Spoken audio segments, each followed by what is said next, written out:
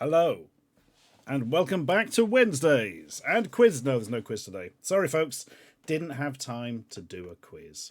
Unless you want to guess which item I'm rasping against the microphone. That's right, it's an Eagle Force figure. I knew you'd get it. So, I trust you're all as well as can be in the brand new space year 2023. I'm guessing we get sex robots, jetpacks, and hovercars by the end of this stream, because they've all been hyped up so much. Although, knowing our luck, we'll get sex streams, hype robots, and the metaverse, and it'll just be terrible. Dearie me. So, I trust you all had a decent Christmas and a good New Year and all that kind of stuff. I feel like we've already streamed since New Year, haven't we? Yes, we streamed New Year's Day, so that's probably irrelevant. Green Express wants a Cherry 2000. I've got that on Blu-ray, and I'm slightly worried to watch it again, so I remember enjoying it, but I was about 12 when I saw it. So, we'll see. We'll see. Oh God, if the sex robots are anything like the mod bots we've got here, Macobster, we are all in trouble. Bloody hell. Deck the Heart. What a movie, DC Flag. It seems so long ago. Probably because it was. Right. Actually, it was less than a week, wasn't it? We've got to watch that film about the alien cat inside another cat, or whatever it was called. The unwanted. The unavowed. The unclean. Something like that. Dear. Rodent of the Asteroid, you should always be picturing Alistair Beckett King. That's what he's there for. To be pictured and admired. And also listen to his comedy. It's very good. Right. Yeah, what was it called? I can't remember the name of that bloody film. It had like a couple of titles. One of them was something like Under blah blah blah blah blah. Gravity Gunner says, I watched Rollergator again to wipe my memory. That's a film I don't even think I could sit through. I've seen parts of it with the constant guitar noodling and nothing going on. And oh my God. Uninvited? Is Uninvited the right name? Holy shit. I was thinking of isn't there an Amiga game called The Uninvited? Hang on. Amiga. Uninvited. Yes, there is. Old Mindscape game. Oh, I thought I was thinking of that instead, but it turns out they're both called The Uninvited. Well, there we are. Oh, yeah, it's one of those ones with multiple, like Shadowgate, with like loads of little windows all over the screen, which always confuses me just by looking at it, let alone playing it. Also, the name of a 1944 ghost movie, according to the Film Canary. Interesting. There's a Thunderbirds episode called The Uninvited, says Paddy Fat. This is a very common name, my God. Right. So today, as we have no quiz, instead, we will be doing this. You see, I keep giving the Dancing Monster chances to come in perfectly, but it never bloody does. Actually, it's probably a bit too soon. Well, not that it really cares for such things. Basically, I've got a thing to watch, which I was recommended, I think, by our very own Beardy Viking. I've got some Spectrum games that I was suggested to try for Terrible Old Games like a year ago and totally forgot about. So we'll be having a look at that. And then I want to have a serious dive into the Assassins. I want to get through a couple of discs a day, if at all possible. Oh, fucking hell, Film Canary. I have seen Retro Puppet Master. It's the only Puppet Master film I've seen. It was the Rift Tracks version I watched as well, yeah, and it was, yeah, even with quality jokage over the top. Apparently it's by far the worst out of the Puppet Master series. I was going to say, unless you count Dollman versus Demonic Toys, but why would you count that? That's a different series entirely. Right, let us quickly catch up on the almighty admin. Thank you very much to... where are we?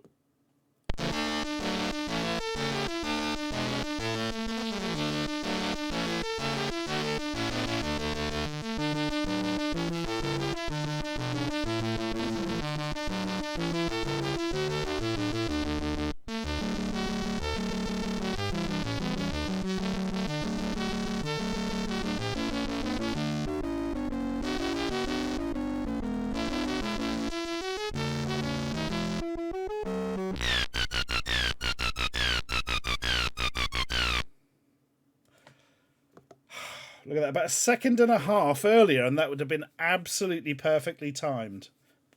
But it was still close enough, I suppose. Right. Where are we? We were saying... I've lost my page now. Here we are. That was Rich Davison's fault, by the way. Summoning the Dancing Monster there. Fled-Eye subscribed to the Prime 4 hours ago and probably aren't here anymore. But we shall say thank you anyway. A Poundland PC, 34 months. Thank you very much indeed. 2023 in it, too, right? Paddy Fancy, 56 months. Thank you very much indeed. Silver Cobra 126, 39 months. The best moment of every stream is always Dave's lovely song. Oh, I'm sure he'll be along. Here he is already. Hey! Ich habe 10 Finger und 2 Hände. Ich habe 10 Finger, 2 Hände und 2 Arme. Ich habe 10 Finger, 2 Hände, 2 Arme und 2 Schultern. Ah, that's the stuff. Right, where are we? Goons Archer, 16 months, thank you very much. Nerd Owl 42, 37 months. Bonzils Games, 3 months. Silent Phils, 23 months. Massive thanks to all of you. Marty Parr, 28 months. Remember when it was all Space Marines and Hero Quest? I'm going to bring back Space Crusade in some manner. I might see if I can get somebody to join me on the Voyage Beyond, the expansion pack, which was too difficult. DC Flake, 43 months, thank you very much. Titan Nuts 22, 55 months. Johnny Apocalypse, 16 months. Johnny Apocalypse has Vimto. I repeat, Johnny Apocalypse has Vimto. Purple Bird Shit, 5 months. Slav Bird, new subscriber, welcome. No, sorry, Slav Burb. Wild Russ Appears, 18 months. Hobo Jericho, 2 solid years. Massive salutes in your direction, thank you very much. And the Axel Blaze, 49 months. Hey. Dave says, big thanks to Ballet Dude who provided a load of scanned magazine thingies. Oh, yeah. And what a load of thingies it was as well. I've heard. Big thanks also to, I'm not sure what they're called on here, but somebody sent me a massive scan set of the Storyteller stuff. And it was bloody amazing. If you remember, the Storyteller is the one with... Oh, fuck, hang on. So I'd say the one with music like this, thinking that I could just suddenly summon it out of the ether without actually having set it up beforehand. Hang on. I'm sure I have the music for this around because I use it for an intro. Oh, that was it. Here we are. TJ Channel 84. Yes, you are called the same thing. Thank you very much. The one with the music that goes like this.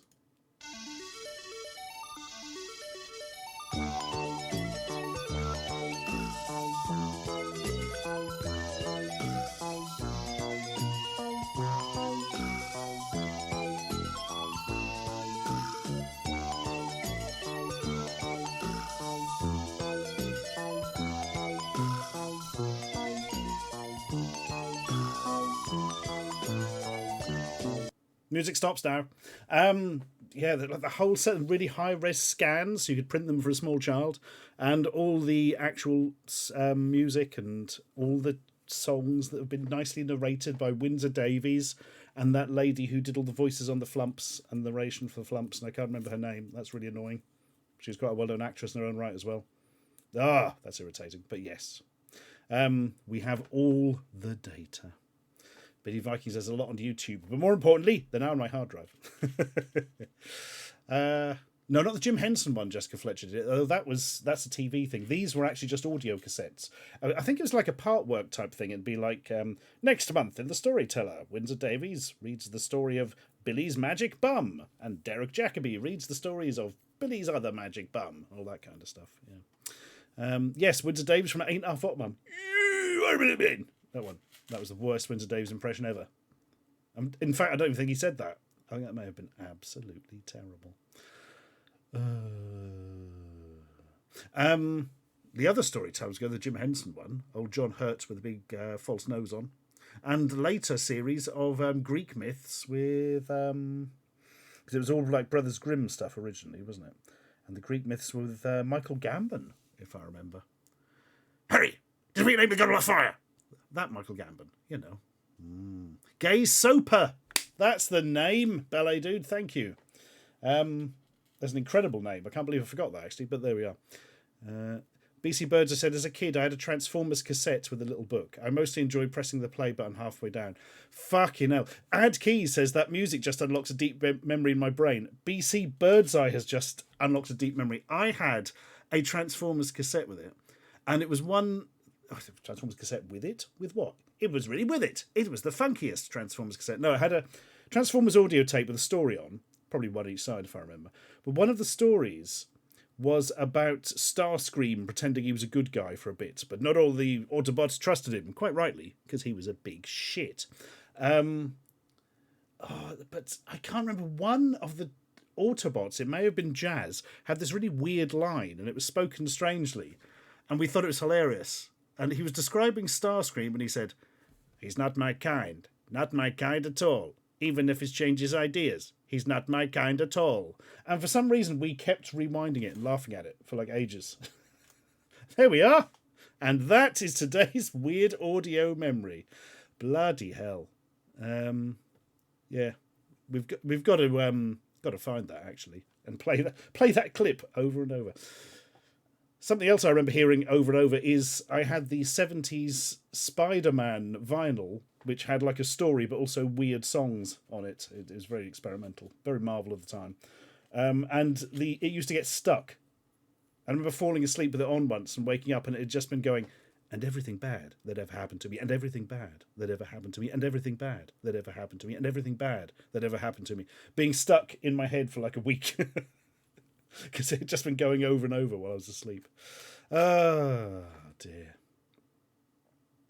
My God, I've got to find these things now, haven't I? Right, let's write them down. Hang on a minute. Transformers. Story on tape. Spider-Man album. I feel like that Spider-Man album, along with the cover art, is something that would be on archive.org. Do you know what I mean? It's got that kind of feeling of it. Spider-Man and his amazing friends, Dark Zelly. That was a... my God, I remember that. Yes, Firestar, wasn't it? And Iceman. They were his friends. And my goodness, they were amazing. I'm trying to think, was there another one? No, it was Spider-Man, Firestar, and Iceman. There wasn't like a fourth, was there? It wasn't like in the Fantastic Four cartoon where they just had a robot for some reason. In fact, I think the robot replaced the Human Torch, didn't he? Oh my God. I don't know. Rubbercat says there's a website out there with MP3s of all the TF Ladybird books. Oh, Rubbercat.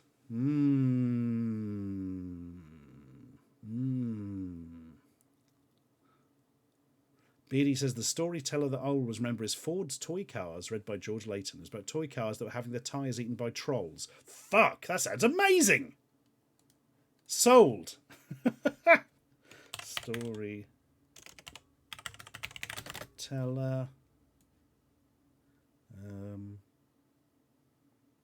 What was that called again? I bloody missed it now. There we are. Ford's Toy Cars.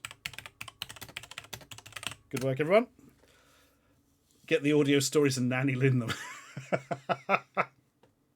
What, do you mean like do a really, really, really high frame rates Amiga 1000 deluxe paint animation? Yeah. Oh my God. Oh, I see. The producers of the cartoon didn't want kids trying to be the Human Torch, people are saying. Okay. Although Gamara says they couldn't get the rights to the Torch, he was a legacy character. Well, there are two Human Torches in Marvel, aren't there? There's the early one that's like a robot, and then there's the Fantastic Four one. Yeah. Oh, God, weird. Oh, now, Dave, you see, I've seen these white cream eggs and thought that seemed like a bit too much. Seemed a bit too rich. Do you know what? I'm going to have to try one now, aren't I? And make up my own mind.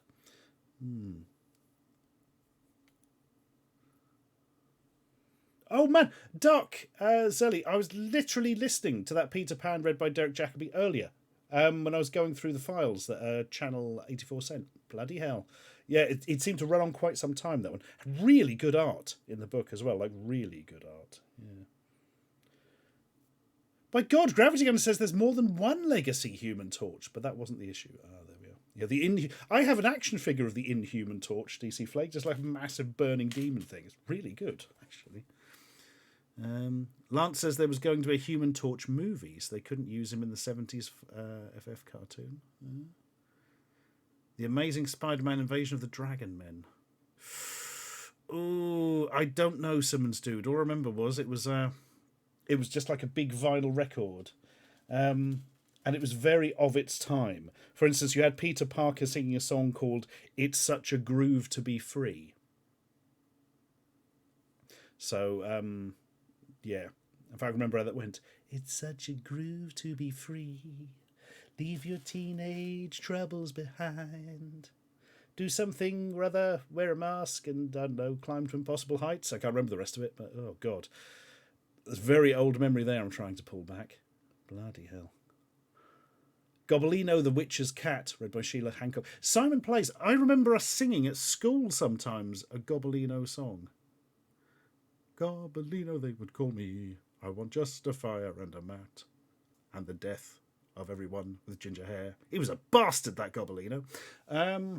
Dark Side is another thing for my child. Did you collect the Garbage Pail Kids cards? Yeah. I can remember every Sunday I would go and get the newspaper for my dad and buy a pack of Garbage Pail Kids cards. It's easier these days because you can just get that book with them all in together. That sounds more sensible.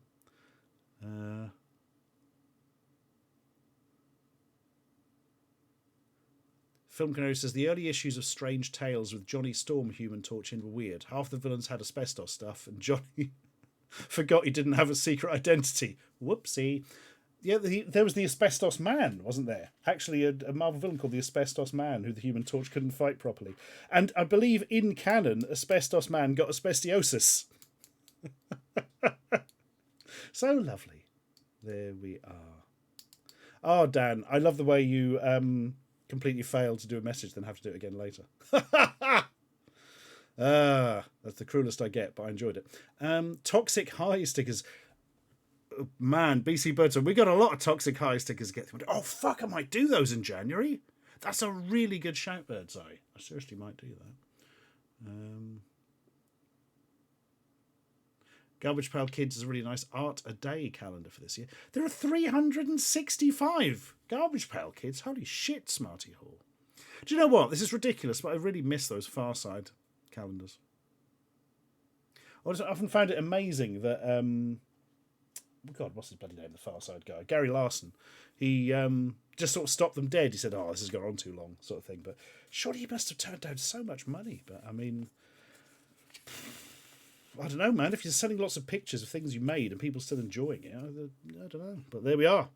He's a man of high principle, like Bill Watterson, who was even more high principle. He only allowed... the only merchandising with Calvin and Hobbes are the books, aren't they?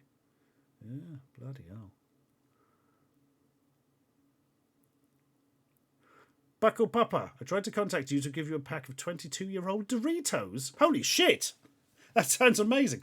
Oh, the email didn't work. Oh, bugger. Hang on, I'll check it didn't go to spam or something. No, it didn't. Oh, that's annoying. It should work. That's still... Oh, fuck! Shit, there was a problem with my email recently and I had to reset some of it. Maybe the business one isn't up and running. Oh my god, think of all the Raid Shadow Legends I've missed. Alright, make a note of that and sort that. There we are. Oh my god. Yeah, we need... I was talking about that earlier, Dan. We need to sort that out, mate. Maybe Monday? Maybe tomorrow? No, not tomorrow. Yeah, possibly Monday. We'll work that one out. Yeah. Monokahu, yeah, I get Manscaped offers frequently, yeah, but they seems to be mostly just a cheap Chinese shaver thing that they're just selling for a fortune, so don't generally get very far with those. And Raid Shadow Legends can get in the bin. Now featuring Ronda Rousey. Oh, hang on, for some reason that was weird. I just got Ronda Rousey confused with... God almighty, I can't remember any names this evening. The woman from China O'Brien, famous martial artist. Watched films with her in very recently. Not that you would know that. God, what's her bloody name? That's driving me mad. I can see her face and her lethal kicks. Cynthia Rothrock. Thank you, Film Canary. Yes. And I've got a text from Dave. This is always dangerous. Always delete it. Thank God for that. Whew.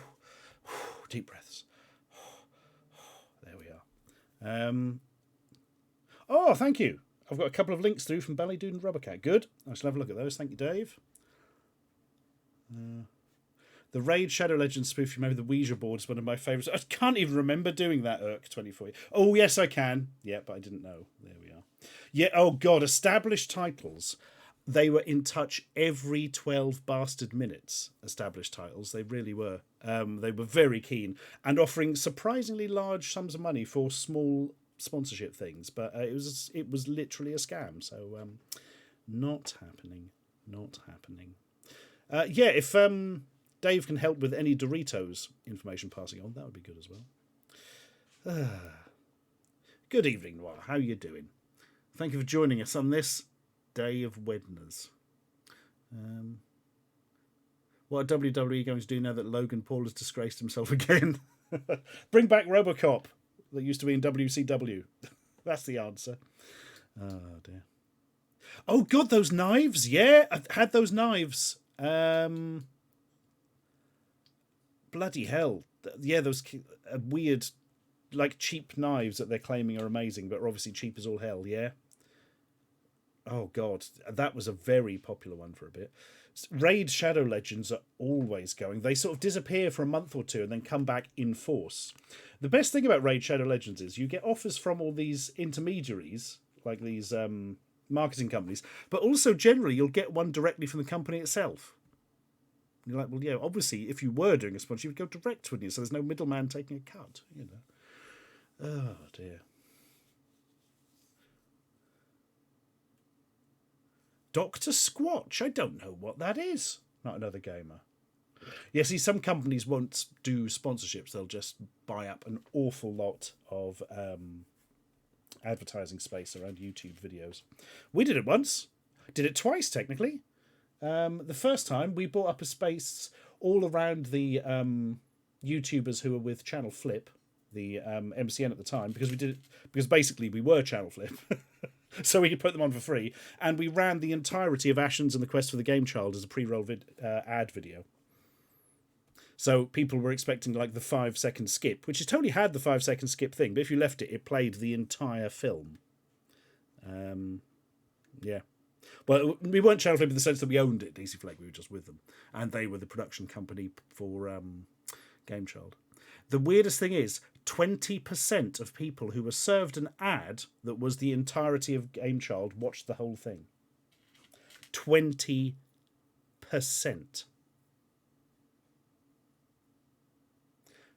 That still astonishes me at this day. People are expecting to watch a 3-minute video of a cat falling off a skateboard, and instead they watched the entire film. That's just absolutely brilliant. And that was when people say, "Oh, nobody will watch a YouTube video longer than 5 minutes." They'll watch an ad that's an hour and a half if it's good, you know. Green Express Raid Shadow Legends earn millions a day, millions upon millions a day, genuinely.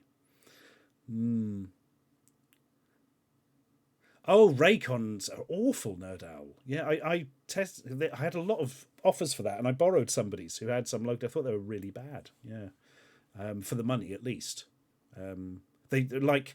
They would not compare that favourably with those £8 Poundland ones. Do you know what I mean? For sound quality, they just weren't up to it, I don't think.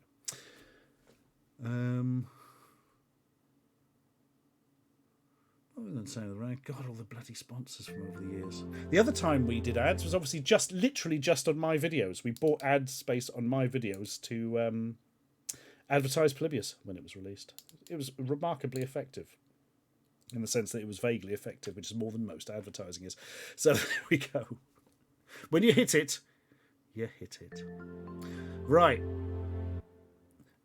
Macobs says, AliExpress, you can buy them for pennies. Some of the worst Bluetooth earplugs. Oh, yeah, absolutely. It's probably the old AliExpress thing of you could buy 10 awful, different and completely different sets of Bluetooth earbuds for like £1 each or whatever. Yet one set out of 10 would be really good. And you'd never be able to recreate that. Like, if you ordered the same set again, it'd be awful. Or just completely different. Oh, my God. Oh, thank you, Dark Sally there. That was very kind of yours. The Twiddly Bits. How many tablet cases did I end up with wrist? I haven't. I've still got a load of those unopened, and I suspect at least 2 more tablet cases. So, but you're never quite sure. You're never quite sure. Oh, the proxy Velsparker. That was fun. That's what got us into all the movies and that was. Yeah. How I Met Riyadh and all that kind of stuff. Yeah. Ballet Dude says I get some YouTube ads where the sound is completely muted. Interesting. I saw one once. It was like 5 minutes or something of like these Chinese people, really roughly filmed, of like rubbing some sort of stick on like some eczema or something. The eczema just completely disappearing, and it was obviously faked. But there was like no link to buy anything, and like no text or actual words at all in audio or written. It was weird. I don't know how. I mean, if you saw that and thought I need to buy that, you wouldn't know how. Do you know what I mean? It's all very, very odd. Yeah. Oh, VPN Shark are brilliant, Simmons dude, for letting you get away with stuff. Yeah, Tom Scott is pushing it about as far as you can, I think. What ridiculous sponsorship would you definitely take? Well, Poundland, obviously Superfly Zero. Remember, there's nothing ridiculous about that. What would be the perfect one if we couldn't get Poundland? Something second-handy. CEX, that would be perfect. Or Sex, as I believe it's officially pronounced. Yep, that's a thing. I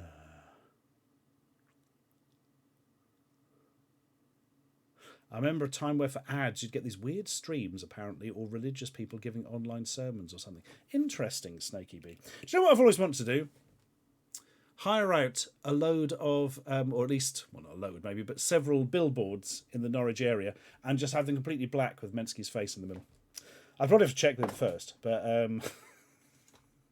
I just wonder how many people would get it. Probably literally none. But hey, there we are. Oh man, just seeing the bill. Oh, it'd be amazing. Oh God. We'd use the classic image. Yeah. Blimey.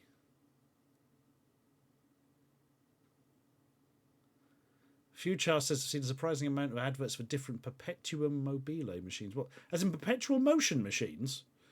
Isn't there the slight problem of the physical impossibility? Bloody hell. 3 billboards outside Norwich. We have to deal with Sam Rockwell's inexplicable hatred of Menski in order to get away with it. Oh, dear. Ruby Red says, I keep getting ball stroke regular shaving stuff. I'm a girl. It doesn't know what gender or age or anything I am, so I debunk that. It's listening to you stuff. Yeah, it doesn't listen. It instead uses lots of information from peripheral sources that it pulls together, which is arguably worse than listening to you, ultimately. It really is bloody spooky. Phil Sparker says, I remember a few years back, Lego made the Lego movie an ad on YouTube. You could watch the whole film for free before whatever video you'd intend to watch. God damn it, they nicked our idea! By not being aware of it, probably. Bloody hell.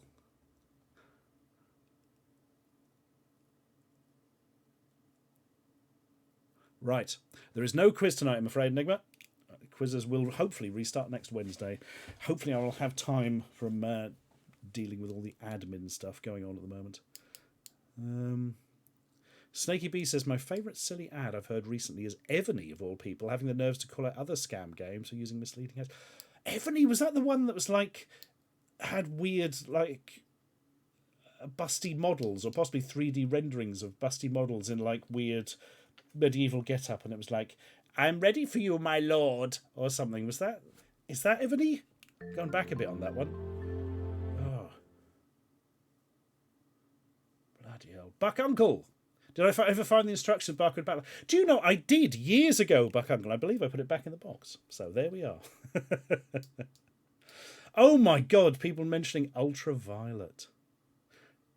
Bloody hell.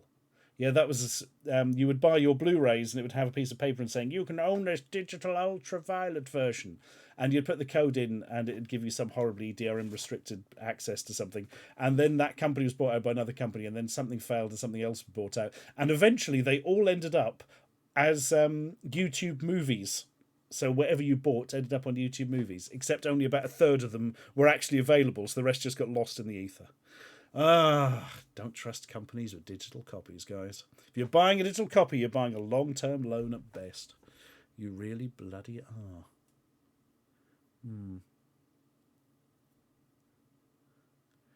Ooh, Chaos Hawk says, I remember seeing a Facebook ad for a game that directly ripped off a bolt pistol from 40k in the art. Naughty. Naughty.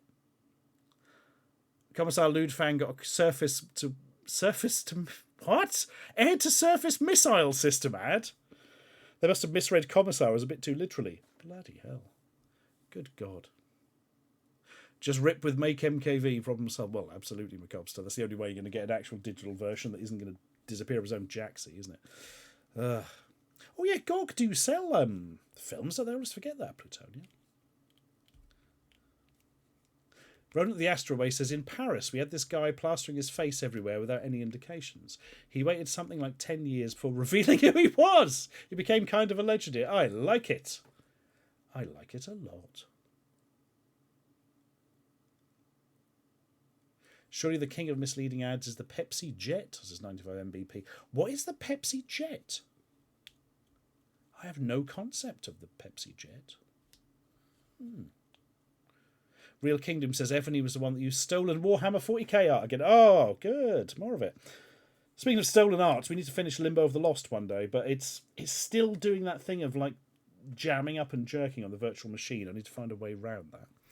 I'm seriously wondering if I could get like a early to mid era gaming laptop off eBay cheap and just run all the XP games on that, but I don't know. In theory I'd like a 98 era gaming laptop. I don't think gaming laptops were a thing back then, so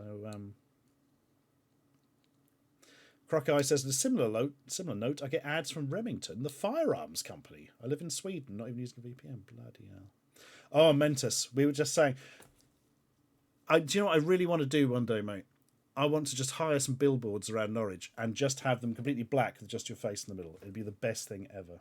It's never going to happen because it costs a fortune. But if for some reason one day I have a marketing budget that I need to use for tax purposes, we'll totally get on it. The Pepsi Jet was a whole thing about some guy taking an obvious joke about earning a jet via a Pepsi redemption thing too far. Oh. No, I don't know anything about that. Bloody hell. Bart's Elephant episode is a parody of it. Oh, yeah, I know the Bart's Elephant episode. Of course.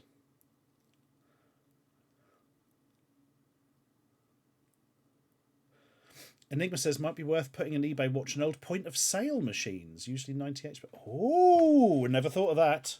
I don't know anything about point of sale machines. Let me know this. I guess I won't do it on the digital thing. Point of sale machines. Oh, bloody hell, my mouse is going weird. POS machines 98.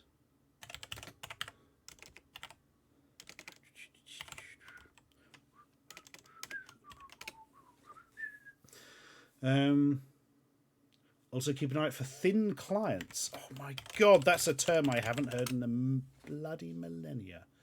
It really is. Good God. I mean, like one of the real first Alienware laptops would probably be a good one. But, yeah, they probably go for a premium now because they're probably collectible or something. Oh, God.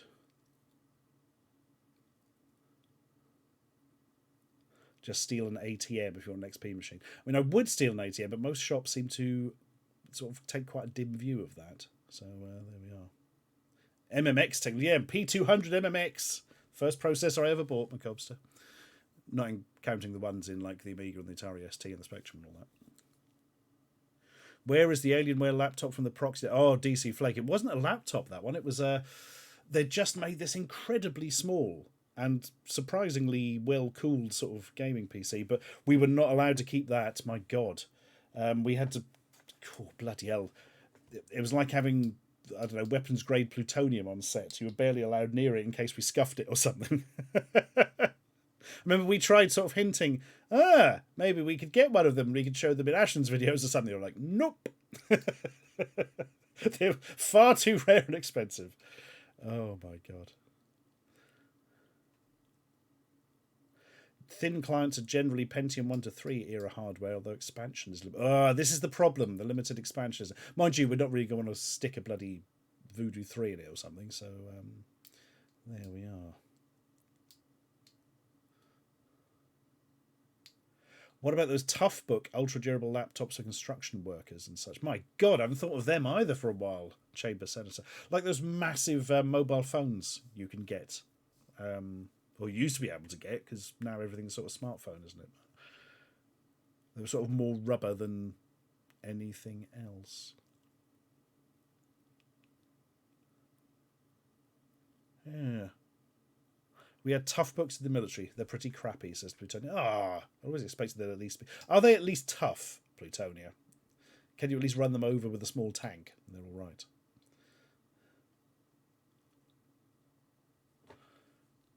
Cool, Aaron Field at the proxy must be... Well, how long ago was Game Child? Game Child is 9 years. I think we come up to the 10th anniversary of Game Child this year. Bloody... Oh, the background's gone. Mother, me background. Mother. There we are. Panasonic Toughbooks are still £300 to £400 running SP. Fucking hell, they can bugger off.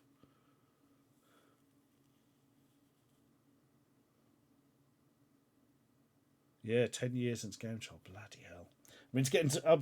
God, it's time to do a new film. Needs to do a new film this year. Something different. A horrifying pornography. No. We'll probably work on that. Yeah, 10... I know what, Tom. Bloody hell, it's frightening, isn't it? A rom-com. I'm not sure I could write that well. Actually...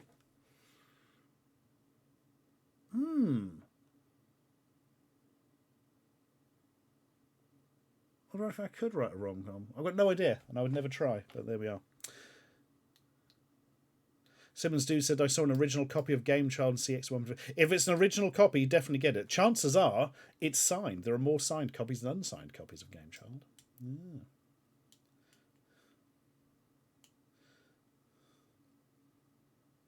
A read-only memory com. That's it. We can't write anything extra into it. Oh, dear. Surely Polybius has some rom-com aspects to it.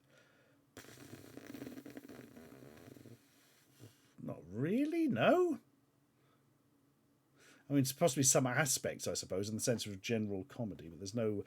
Rom-coms tend to have quite a specific arc to them, don't they? But Mentos says it might be one with a stamp. Oh my God, there's quite a few with a stamp, Mentos. Yeah, it could genuinely be. Do you know, I don't think I have a stamped copy. God damn it. I've been a fool. I'm just going to turn up at your house at 3 a.m. one day demanding you stamp something.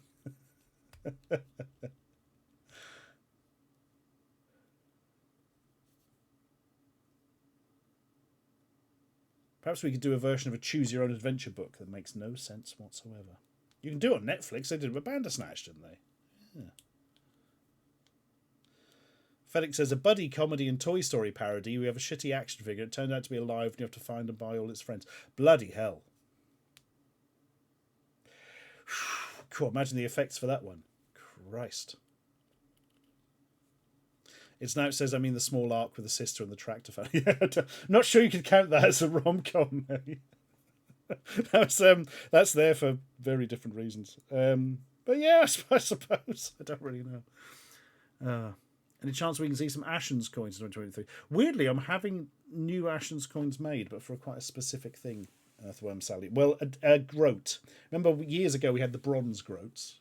I'm upgrading to silver groats, so there we are. But whether they'll ever actually see the light of day, I don't know at the moment. Toytanic was a thing, Dave. Yeah, absolutely. I think I've got a copy of that somewhere. Good God, we did do a Choose Your Own Adventure, Joe. Of course we did the Halloween, Knighthood and Decoy with the silver skull in. Yeah, oh, that was great. Unfortunately, yeah, that's been and gone because of the way that, they got rid of sort of those little embedded click-on things on YouTube. So that was the end of that.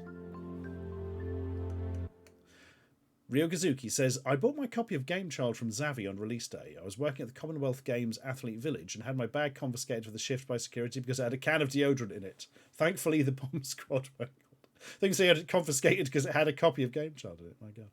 Ah, Zavi. Bloody yeah, we had all Anchor Bay release and all that. That's where we discovered that you make very little money from selling DVDs through a third party. I mean, we sold thousands of copies of Game Child, like about 2,000, more, I think. I can't remember how many, 2,000, 3,000? Maybe 4,000. Like, you'll see why I can't remember in a minute. It was an astonishing amount of discs considering you could watch it for free on the internet. I was very pleased with the sales. And then we ended up with like 200 quid in total. Like, for the entire production company. Like, oh, wow. The costs are front-loaded on these things, is a polite way of saying it. That is why we sold all the Polybius discs ourselves. Might happen, Beardy. Might happen. We're thinking about it.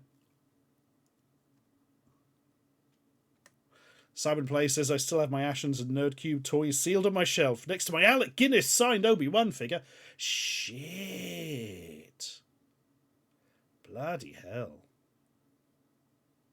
Mensky says, I hid the stamp behind the disc in a lot of the stock that didn't get offloaded when MCM. Those ones are probably a bit unsigned. Yeah, what happened to those? They must have come back to me because nobody else would be storing them. I hope they didn't go to the production company and then when it shut down they disappeared or something.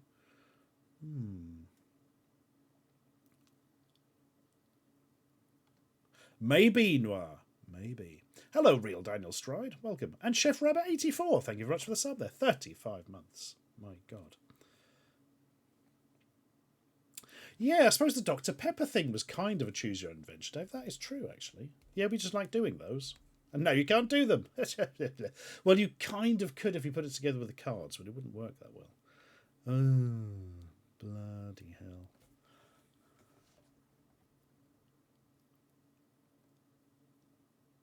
Yeah, that would have to be clicking one of the two videos via the end card, yeah. Oh, bloody hell.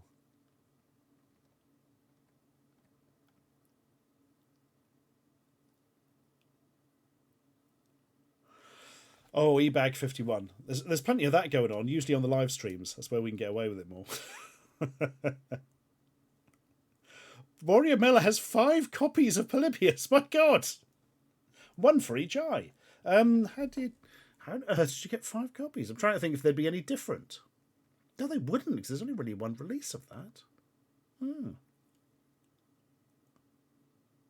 Interesting. One day they'll be worth millions, but we didn't put a barcode on it, so you can't send it to CEX or anything. There we are. Daz Alien Geek says you could do a film about being a YouTuber. I mean, you could, but it'd be better not to. Dark Squall accidentally ordered 2 copies. Dave has multiple copies. Yeah, well, I keep throwing them at you, Dave. One day they're going to hit you in the head, and then all will be well.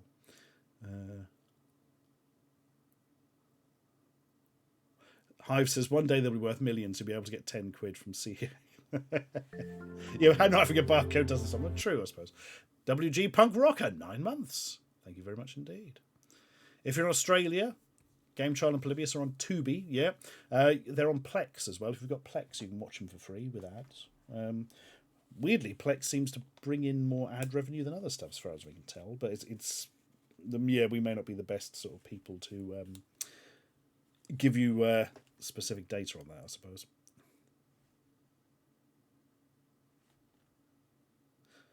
Oh, Callum, we'd love to do a Bartians reunion this year. Trying to see if I can work that out. And what the point, how the hell we pay for it.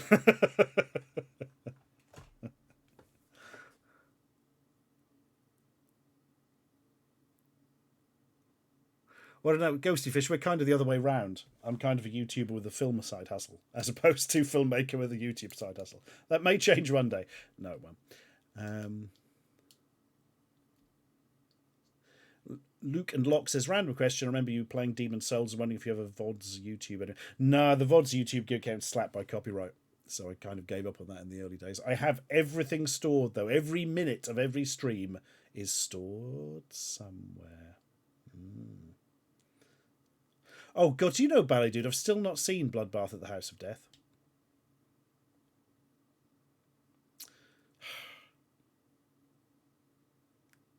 I feel minor regret that I somehow haven't seen that. Didn't get to see most of the bloody films I wanted to see last year because I planned them all for December and then for obvious reasons, couldn't get bloody round to them.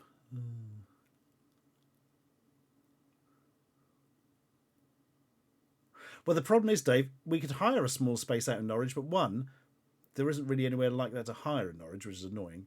And two, then everyone would have to travel to Norwich.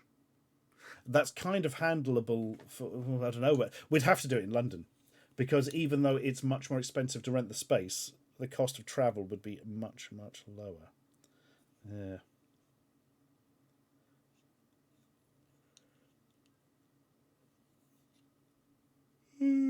Oh, bloody hell, excuse me. God, it's one of those evenings today. Just tired for no bloody reason. Big Cletus. Ah, thank you. Welcome.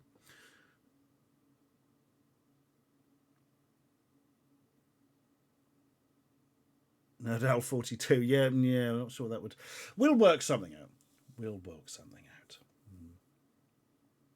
I've not seen the menu, Simmons Dude. It looks kind of crap, but everything I've heard about it says it's really good. So I shall watch that at some point in my life. Oh, fucking hell, the rail... It's really, really hard to put together any sort of live event at the moment, because inevitably the trains end up on strike and then nobody can make it. Oh, dear. Biddy Viking says, surely a Bartians reunion film should be a remake of Summer Holiday. All you guys are an old underbus. Mutiny on the buses. That's what it needs to be. Or it'd be Holiday on the buses, wouldn't it? Oh, my God. Hang on, we've got to play the Mutiny on the Buses theme now, which is amazing. The film is not, but the theme is. And Epic Eraser, 34 months. Thank you very much indeed.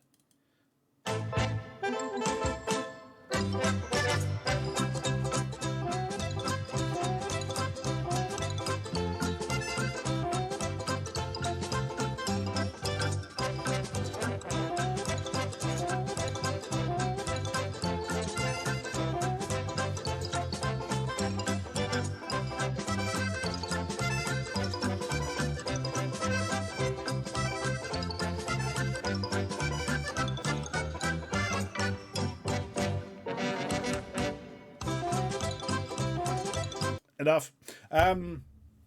That needs to be on an intro, doesn't it, for one stream? Absolutely. Yeah, everyone goes to Spain, the Girl with the Dragon 32. You know there was a sequel series to On the Buses where Blakey went to Spain to live with his sister. Everything was in bloody Spain. I imagine it was all shot in, like, Pinewood or something, but, oh, God. Yeah, DC Flake, there were 3 On the Buses movies, I believe. Yeah.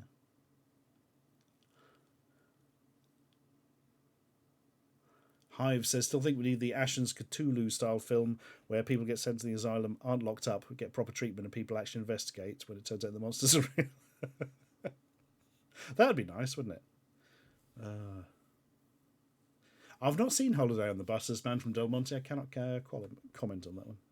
I'm sure it is perfect. Maybe not. Simon Play says, I just qualified as a bus driver after 20 years as a retail manager, and all my sodding friends have changed my screen name to Blackie. I hate you, Butler. I bloody hate you. I'll get you, Butler. You've got to practice that all the time. And then you can just do it and they'll shut up, probably.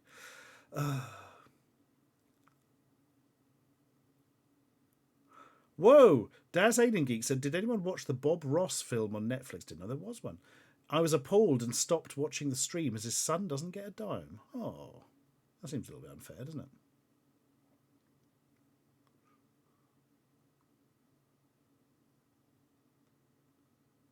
Oh, good. Glad the notifications are on time, Noir. Perfect. Yeah. Enigma. I've always wanted to do a horror film about a haunted PSA, but I'm not sure. You'd have to spin so much stuff around it. And while you can do it aesthetically quite well, you've got to be able to wrap the narrative up. There's a film called Broadcast Signal Intrusion, a fairly recent one from a couple of years ago, and it just doesn't fit itself together properly, and it's a real shame. There's a lot of good stuff in it. There we are. Bloody hell, Mentor says, as a very young child, I used to have a recurring nightmare of the scene in A Holiday on the Buses where everything went in the dirty river. Ooh, I need to watch that now to see the horror sequence. Bloody hell. Angry Mardy? Oh, gifting a sub to Mensky there. Thank you very much. No, I haven't seen the Inside Number 9 episode, Simmons Dude. No, people have mentioned this, though. I think maybe a shorter way is a more effective way of doing it. Yeah. Studio 666. Oh, I don't know that one, Enigma. I've probably got it written on something, so I've got so many bloody notes for films. Our to watch list is now 300 films long or something absolutely ridiculous.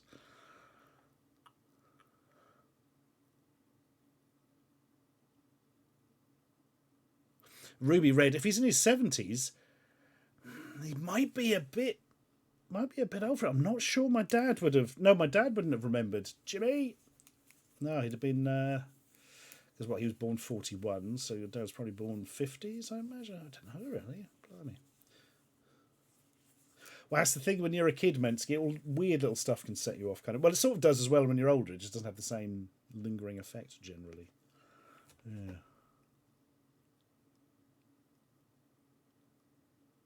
Yeah, I agree. Film Canary, it had the sort of the feel and the setup and everything in broadcasting on Tree. Just didn't. I just didn't. Look, give your bloody films a proper ending, folks. It's so important. Oh God.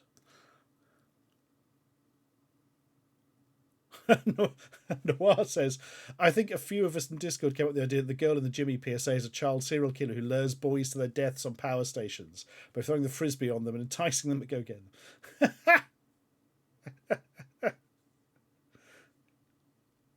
Boys Little Gummidge was weird, Ryugazuki. The more recent version with I can't remember anybody's bloody name this evening.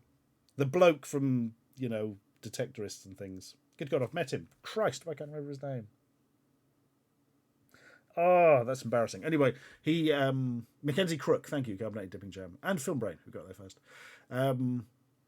Yeah, there was a version of Wurzel Gummidge with somewhat more turnip-like head, and it's like, ooh, bloody hell. Yeah, Mackenzie Crook brought his son to one of my book signings. I'm sure Mackenzie was really keen to read the book himself as well. That was the same signing that Ken Livingstone turned up at. That was an interesting one. Somewhere I've got an interesting photo of me standing with Ken Livingstone. Amiga Square says, here's one for you. A really early concept for Blair Witch 2 was that they'd announced the shooting of a sequel, then announced they'd had to abandon the project for unspecified reasons, and they'd release a documentary covering the weird happenings of Brent for making the film. Sadly, this never went anywhere. No, instead you end up with Blair Witch 2 Book of Shadows, which is nowhere near as bad as people say, but is not great. It tries to do something interesting with the sort of concept of what if the recording isn't real and it's haunted, but doesn't quite pull it off, which is a shame.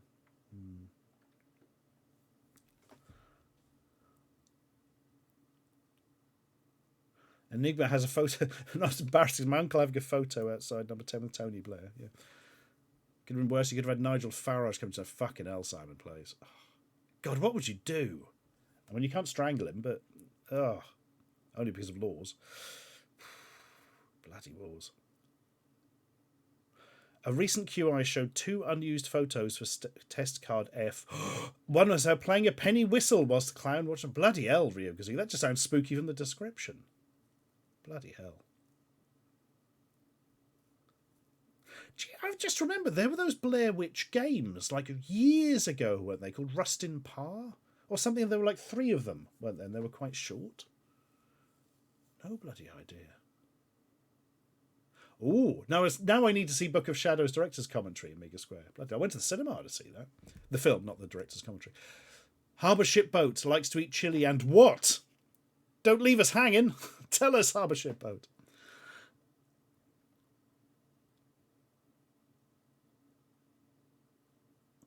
I never knew that ballet, dude. Bloody hell. People get around, don't they?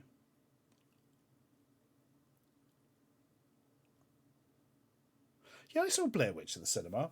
Well, it didn't have that kind of effect to me, but I don't generally go camping anyway. But I remember being very impressed with it. I think my dad went to see it. I remember telling my dad it was really good, and he was interested. He actually went to see it himself. He hardly ever went to the cinema. Mensky says, another recurring nightmare. I was terrified of the test card because I always thought the clown would move and come to get me. I don't think you're alone on that one, Mentus. The clown was passively evil.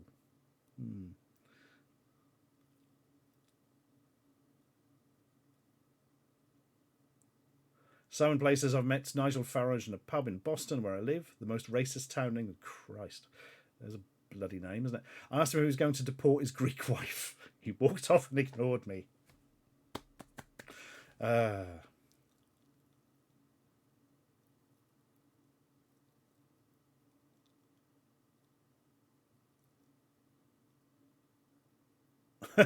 Rome the Astroway says, if there is a scarred for life of the 2020s, both me and Mackenzie Crook will be.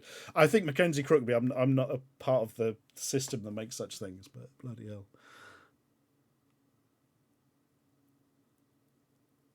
Yeah, I quite liked Barbarian, Rich. It's. I feel like you could have quite happily edited a good 25 minutes out of that. It'd probably have flowed better, but that is a weird thing with horror films at the moment. That some of them are just getting weirdly long and have a lot of stuff in you. It's like, wouldn't even the most basic editing pass just knock this stuff out? Because you're not really adding anything. I don't get it. Don't get it. Mind you, then you've got stuff like The Black Phone, which is incredibly tight. So there we are.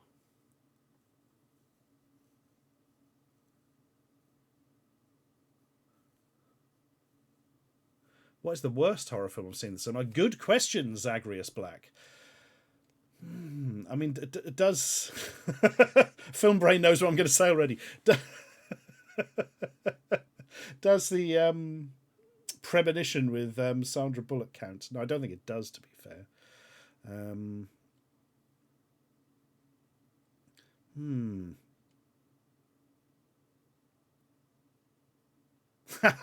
Hives. I like the idea that a painting has sequels.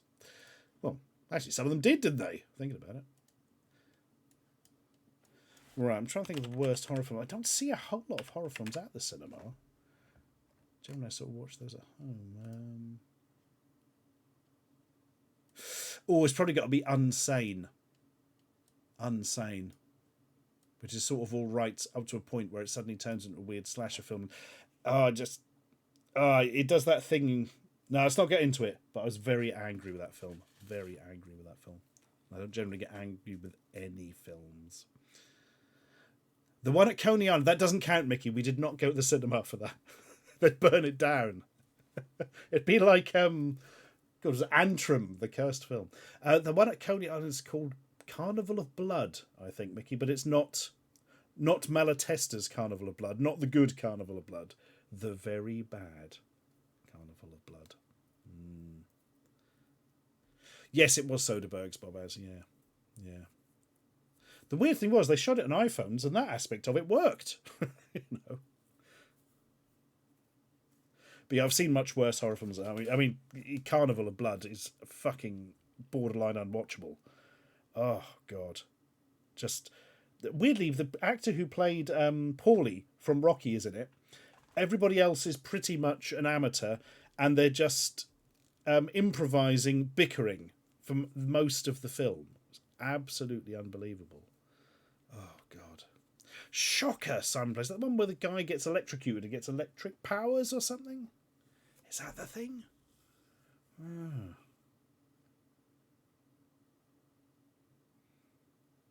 Yeah, I'm sure it is, isn't it? That, but weirdly, somebody mentioned that recently.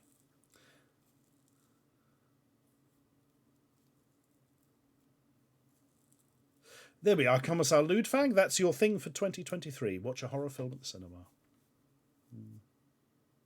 See, a lot of people have a go at Paranormal Activity, but I've never seen any of them, Div Loy, so I can't say anything on that front.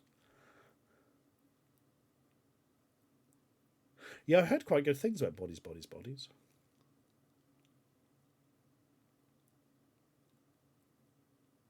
Weirdly, Birds, I have 2 copies of Drag Me to Hell on Blu-ray, and I don't know where they came from. So I don't remember buying any of them. Also, their Blu-ray cases are red, and one of them is really smashed, but that's probably just my one, I would hope. Chris the Metal Nerd says, Shocker was a brilliant film, great OST. Ooh, I'll listen to that. Shocker OST. Thank you for the recommendation.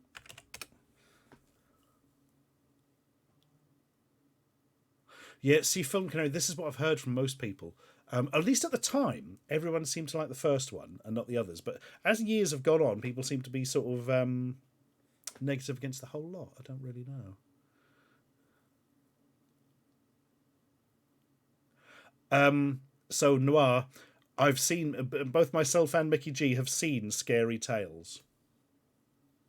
Yeah, at public access like horror is probably the best description. Yes, I think you'll get something out of it, Noir. It's not totally worthless by any stretch of the imagination. Um, it, the thing that got me about Scary Tales is you'll see what I mean when you watch it. A couple of the special effects, like the sort of body effects, are really good. And like everything is zero quality, the rest of it, but somehow they've got a couple of good effects in it. If it's the one I'm thinking of, I'm sure it is. Yeah, it's 3 different tails. There's an amulet thing in one of them. Yeah, all that kind of thing. I have seen Rare Exports Oivanator. Yeah, I was a little bit disappointed. I felt like it was nearly really good, but it didn't quite get there. No.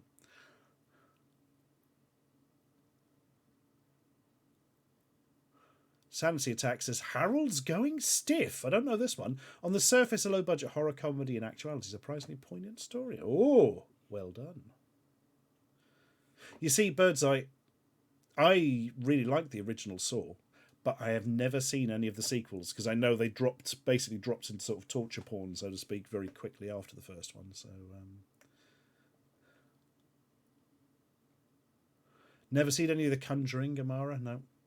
I like weird horror and weird ghosts and weird psychological horror, but the sort of mainstream horror stuff tends to pass me by quite a lot.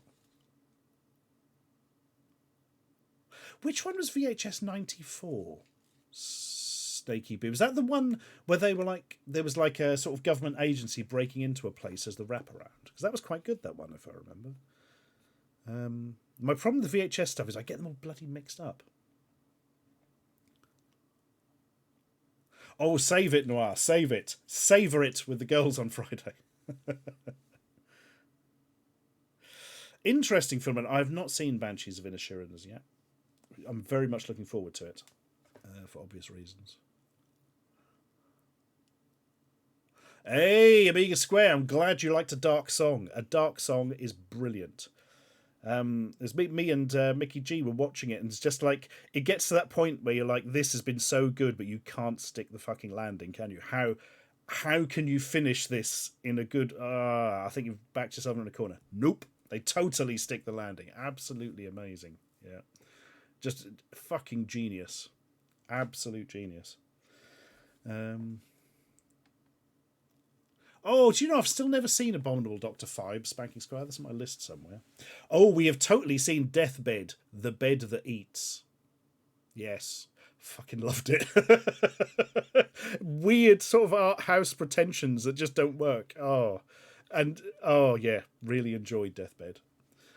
Weird. The guy with the skeleton hands. And, oh, so good. Channel Zero, DC Flake. Is that the series where each season of the series, to use the American terms, was based on a different like creepypasta? If so, I saw the first one, The Candle Cove, which is nothing like Candle Cove really, but I saw the second one, which was The No End House, and I never got round to like the others. I know there's a third and a fourth, aren't there?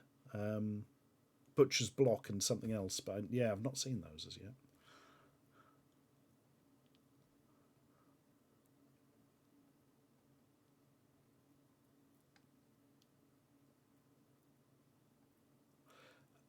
A Chinese ghost story. See, that's one I haven't seen, but I've heard of, BC Birdseye. All I recall is a man hiding underwater in a well. It's a hobby, isn't it? Yeah. Oh, yeah, VHS 2, the cult story was great. That's possibly my favourite bit of all the ones I've seen, Divloy. Yeah.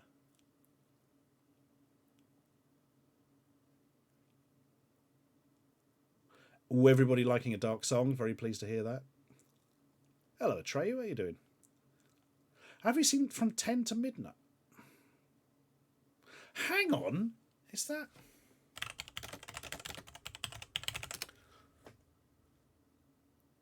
Oh, hang on. Is that the Charles Bronson one? I was thinking of... No, I've not seen that.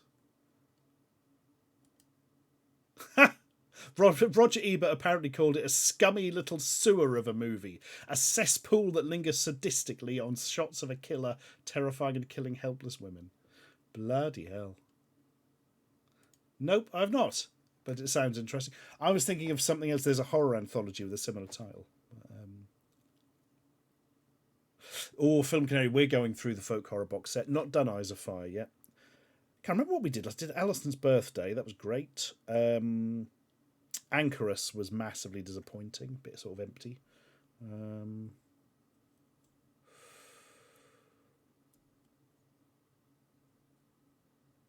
Trying to think what else we've done. Several from it, actually. Why did we watch Dark Waters? That was the last one. That was quite good, actually. What's the found footage one with the creepy church, the paranormal investigators? That, Mickey G, was the Borderlands. The Borderlands. That was... I was enjoying that, but it really just didn't stick the... Well, I know we discussed it at the time. It didn't quite stick the landing, did it? Yeah, see, Snaky B, you're totally right. The links to Candle Cove are superficial. I quite like that kind of understated stuff it was doing. I quite like the feel of it. It's why I then went to the second series, but I got a little bit sick of it in the second series. I don't know. We're currently doing Tales from the Loop, which is it's almost sort of ambient in places, but where's my background gone? What's going on? Censorship brought it back.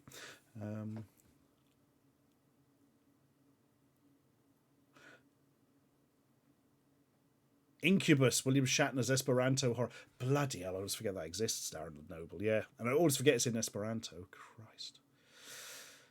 See, I hadn't seen Dark Water. Dark Waters is a very different film, but weirdly, I did buy Dark Water on Blu-ray the other week, so I will get round to it at some point. Oh, a Japanese horror film called The Discarnates. I've not heard of that one, Beardy. Let's make a note of that. Ooh. Oh no, I'm actually deleting what I'm writing. Jesus Christ, it's all gone weird. There we are. Oh, do you know, we've been meaning to watch Green Room for years, Snaky Beer, but I know it's going to be quite a hard watch. So we've never actually got round to it. It's going to happen one day, though. Yeah, I think there is only one big folk horror box set, and one is bloody beautiful. Absolutely beautiful. Such a nice set, and such a good selection as well. People are complaining there's no Wicker Man on it, but yeah, but if you're into folk horror, you've already got one of the 938 releases of the Wicker Man, for God's sake. I think 3 was Butcher's Block, Ruby Red 13. I can't remember what 4 was, though. Oh my God, Simon Plays. The low-budget horror stuff on Amazon is unbelievable. Unbelievable. Yeah, we kind of felt the same at the Borderlands, Girl the Dragon 32, yeah. It's a pity, because generally I'm up for a silly ending, but it just didn't, I don't know, didn't quite land with the rest of it. Oh, I loved The Endless, Gamara. The Endless was great. In fact, after watching that, we went and watched all the director's other films, if I remember. Yeah, I'm so behind with Shudder stuff. I pay the monthly dues to Shudder, and I hardly ever watch it. It's ridiculous. Yeah. That's it, Hives. Yeah, the Amazon series, Tales from the Loop. Yep, very vignette. From the 2 I've seen so far, absolutely. Yeah. Yeah, the Simon Stalenhag thing, but we've only seen 2 episodes, and me and my girlfriend are quite enjoying it. I can't promise we'll get through it all. I mean, The Gate is horror, Mickey G. Yeah, I mean, The Howling 2 is technically horror, yeah. Sturber. Nightmare. Rodent of the Astro, that's the Dark Waters we're talking about, yeah. Weirdly, I had the director's... the director did a lot of short films as well, or like 3 sort of quite well-regarded ones that weirdly I already had stashed away that I didn't realise. I think I sent them to Wood Noir, actually. The Dream Door, that's series 4. Thank you, Rubber Cat, of, yeah. Oh, bloody hell. Channel 0, that's it. To see Something in the Dirt. Oh, I'm not sure we did. I think the last one we watched was Synchronic, with Andrew Mackie in it. Anthony Mackie, even. Something in the dirt. Oh, yes, this here. Ooh. Crusader 86, thank you very much for your sub there. Holy shit, Commissar Ludfang, that DVD box sounds amazing. Do you have the name of that? Because I would love to watch that.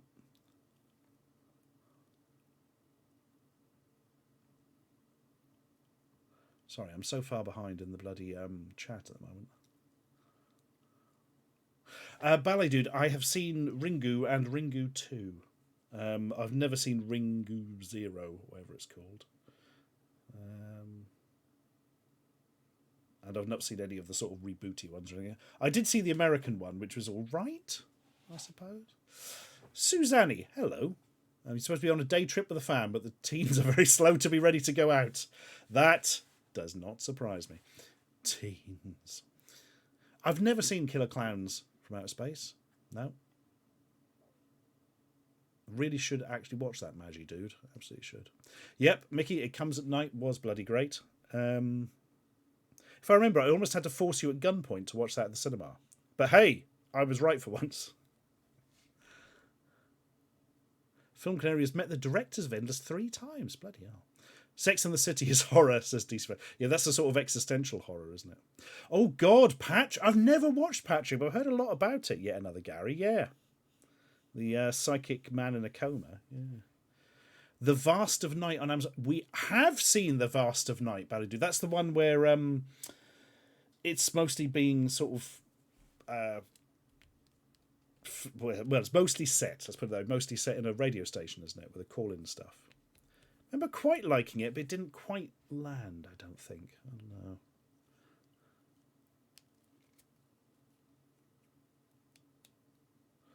Atreus says, I got a digital copy of Moonlight. It's about 2 hours long. It's very...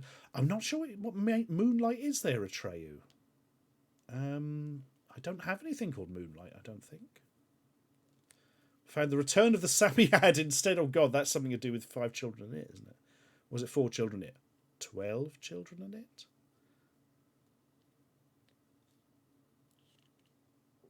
Noir says, I actually just did a digital copy of a 16mm reel experimental Asian horror called A Tale of Smallpox. Fucking hell. By director Suji Teriyama. Anyone into abstract horror, I would say, check it out. That sounds amazing. Where can we watch said film?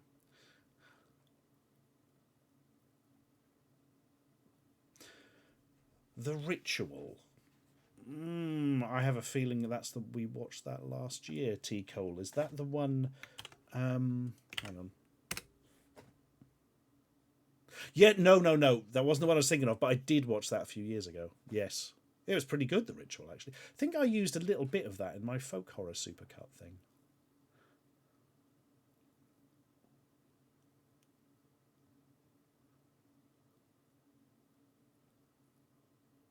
Let's go down here.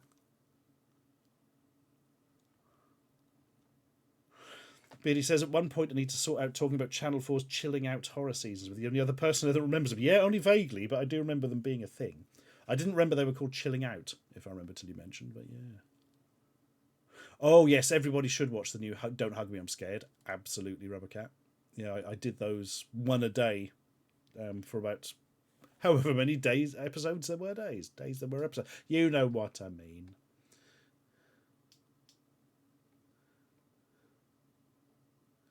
Oh, people saying Ringu 0 is pretty good. I should maybe get onto that. I was absolutely blown away by the first Ringu. I think I hadn't seen anything quite like it. I'd never really seen any sort of J-horror or anything before, so it was, yeah, absolutely amazing. That's it, Trilogy of Darkness. Yes, that's what I have a rip of, Road on the Astral Waste. I don't even know where I got it. But, yeah, they didn't look to have amazing production values, but looked to have interesting content.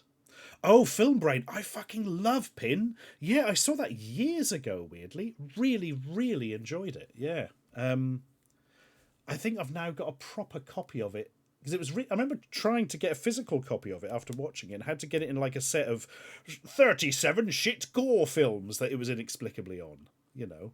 I think I've got a better copy of it now. I believe it's also on Shudder, Film Brain, so or at least it used to be.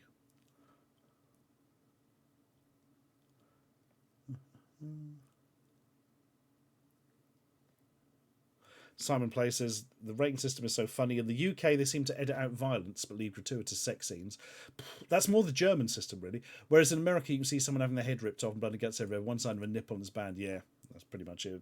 Twitch terms and conditions are sort of part of that, aren't they? The UK is pretty permissive when it comes to violence and stuff. It's only certain types they get very dubious about. And again, they're not entirely permissive of sex stuff, but mostly as sexualized violence is what they generally don't like. But been doing a lot of reading up about bloody censorship recently. Yeah, Mickey G says, I would recommend everyone watch One Cut of the Dead. Yeah, particularly if you like movies a lot, or more to the point, make movies. Christ. But this is such a good point he makes. You have to stick with it, even if you don't think you want to, and don't read anything about it. If you get it spoiled, don't fucking bother. I mean, really, it will ruin it. But yeah, you will watch the first third of the film and think, well, this is shite. No, you need to keep going. And it's also one of these things where I don't know anything else quite like it, because if the first part wasn't a bit shit, the later part wouldn't be great. But I can say no more without spoiling.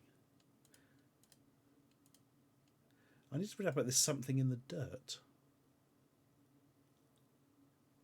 Oh, yeah, it's Benson and Moorhead again. Oh, fucking hell. Right, we've got to watch this, Mickey. Something in the Dirt.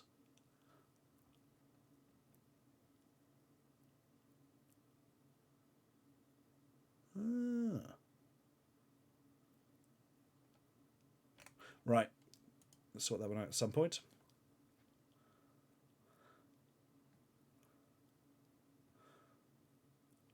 Oh my god, The Lemon Man. Yes, I have heard of that film. I've not thought of that for a long time. Bloody hell. I imagine that's hard to get through a search engine. Probably for good reasons. Yeah, I've got no idea if it's any good or not. It's very spoofy, isn't it? That's about all I know about it. I keep hearing good things about Terrified every couple of months, Zagreus. I think it's on my list. I'm going to bloody put it on. Not Terrifier. That's very different. This is Terrified.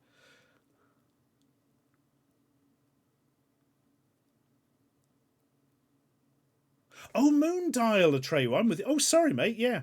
There's so many things with names like that. For instance, the director of Moondial, Colin Cant, before Moondial, he did a series called Moonfleet. Like, everything's called bloody Moon.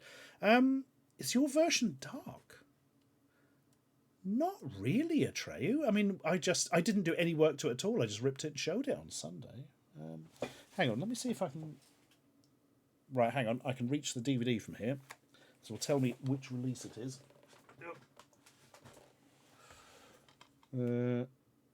This is from Second Sight. secondsightfilms.co.uk.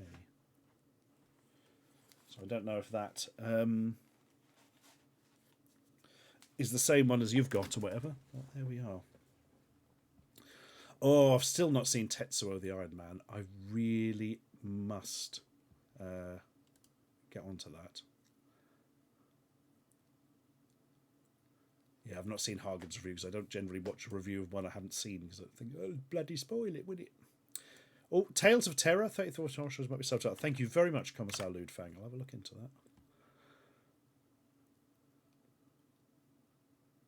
that. Simon plays bloody Adventures of Buckaroo Banzai. I bloody hated that. Ah, still angry at it. The worst thing is, it feels like a film that was made specifically for me, but it just did not work for me. Oh, God. Smug nonsense.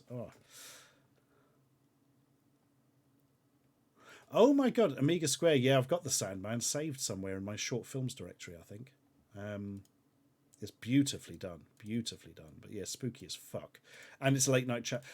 I was going to say it was the classic late night Channel 4 thing. You've literally written that in part of your message. Yeah, that's absolutely where it was shown in this country, at least. When the Wind Blows, God almighty, that was... Whew, yeah.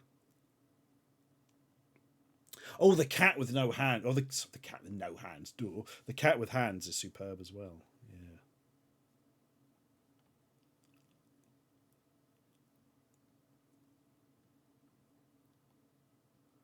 Where are we? Eaters? No, I don't know Eaters, but it is interesting. Italy's answer to Jason Statham. Yeah.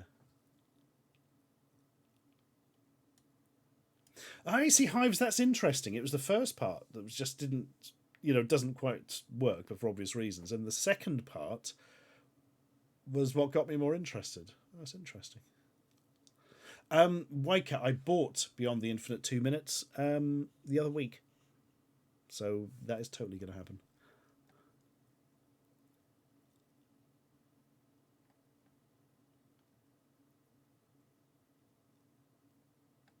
Oh, yeah, Hives. An amateur production of The Play That Goes Wrong. Fucking hell. I mean, that must be hard enough to get right when you've got the money, Bloody hell. Oh, Terrified is on Shudder. Oh, bloody hell. Thank you for the heads up there. Shudder. I'll watch that next week.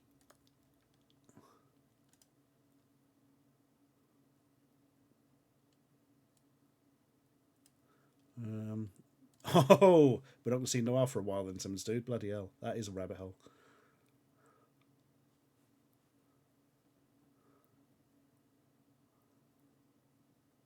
Right, catching up with the chat here. Yeah, Mocha Joe 4. Unfortunately, we had to nix that one because, that was bad. I should have checked ahead in that catalogue. I've got one of those catalogues we were looking at from a few years later, and some of it's dubious, but none of it's nasty, But fucking hell, this early one, ooh, bloody hell.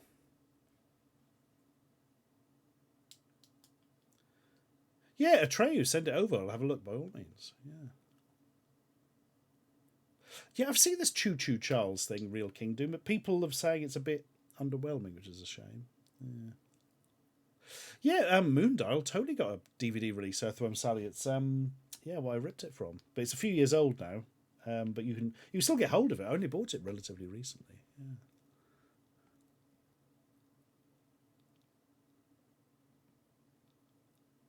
God, I think I have half of bloody network DVDs stuff, the TV stuff now. God. Do I have a favourite bad horror film? Yet another Gary, yes. And weirdly, the streamer Bite My Thumb TV was talking about it just before we went live. Pieces. Pieces from 1982.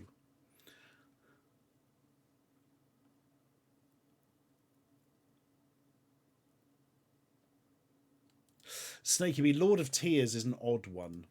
Again, it feels a bit long and it's a bit of an odyssey. It's not. Lord of Tears is a funny one. It's by I forget what they were called at the time. They're called Hex Media now. Laurie Brewster's company. They produce a lot of very indie horror stuff. I'm not quite caught up. I haven't seen. I think I'm a couple behind now. Bloody hell, I need to get onto that. Went to the premiere of the second one. Which is part of Fright Fest with me and Dan Tomlinson were there.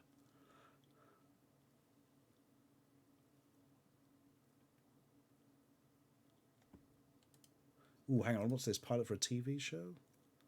Journey to the Centre of the Earth from 2008. Is that the? Is the Rock in that? Or Dwayne Johnson these days? I don't know about that. I ain't seen that one. Oh, yes. Yet another Gary. I don't think that would be one for Dan. Yeah. Bless him. He forced his way through Bloodborne, though. Oh, I bloody love Pieces, Film Brain. I really do. Such nonsense.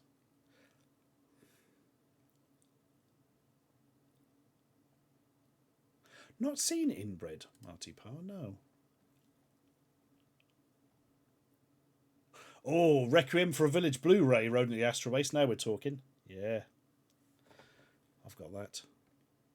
It is a very nice ambient thingamajiggy.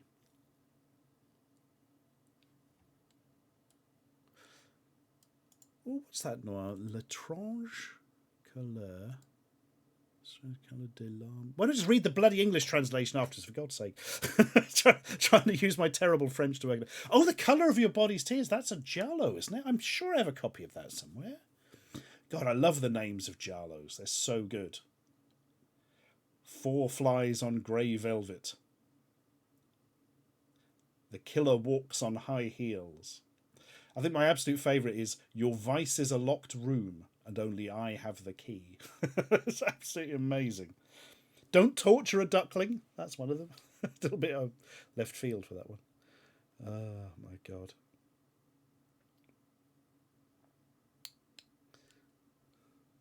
Death Laid an Egg. I've got a copy of Death Laid an Egg, Mr. Mooncat. Yeah, from Nucleus. Yes. Got it at the same time as Jess Franco's The Demons, which turned out to be very useful for the Video Nasties project. The House with the Laughing Windows. Oh, that's a good one. That is a good one. Yes.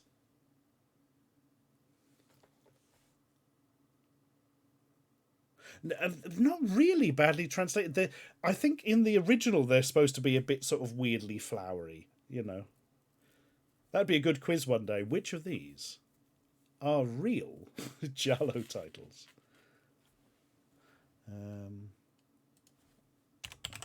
Oh, I need to look up a list of Giallo now. There's some great ones we've missed, I'm sure.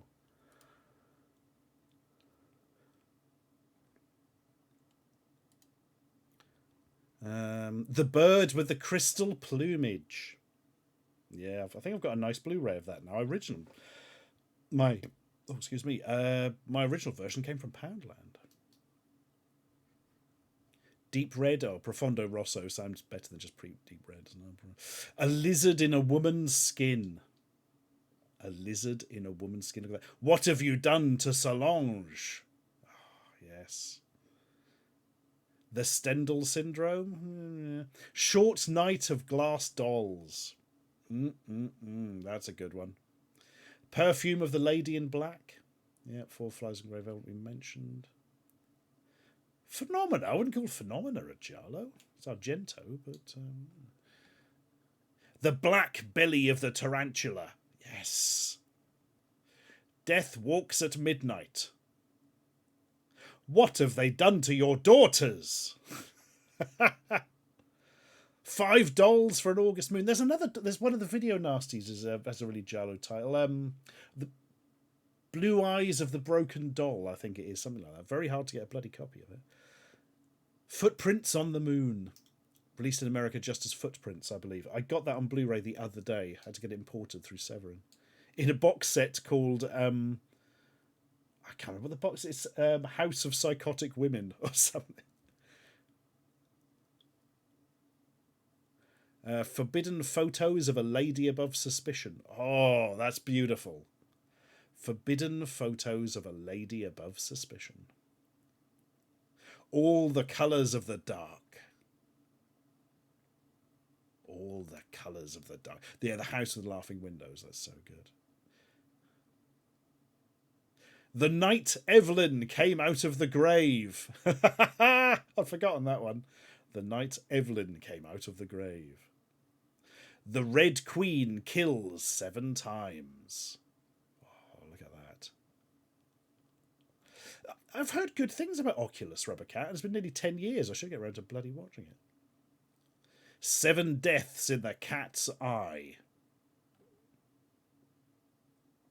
Strip Nude for Your Killer. The Iguana with the Tongue of Fire. Oh, God, and there's the one they really should... Oh, I see this listed quite often. It's like, you really should have translated this differently. Umberto Lenzi's 1974 film, Spasmo. Yeah, it doesn't mean like... Yeah, that's... Oh, God. Come on, somebody must have bloody realised.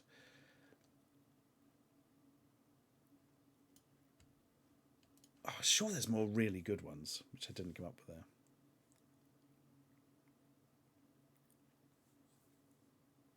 there. Gravity Gunner says Oculus is apparently the one good WWE Studios film. It's also the only one they made with no wrestlers in. I'm sure those are totally coincidental.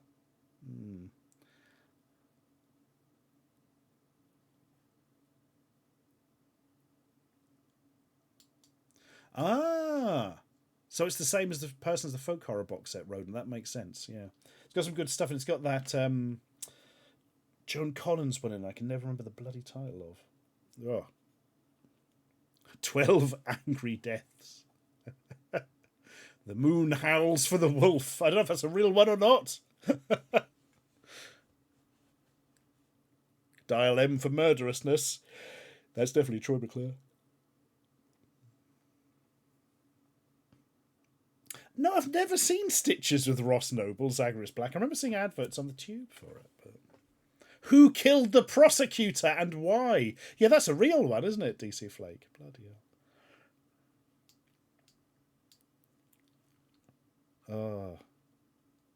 What's that film about a bloke who kills a clown or something and then turns into a clown? Like physically, like his nose becomes big and red and stuff.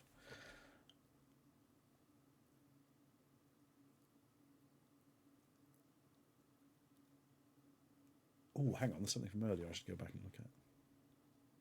Sadly, there are several of those, says Snaky B. Oh, bloody hell. This one's a specific one. I've somehow seen the trailer for it twice. Just called Clown. Yes, I think that's it, Gamara. Yes.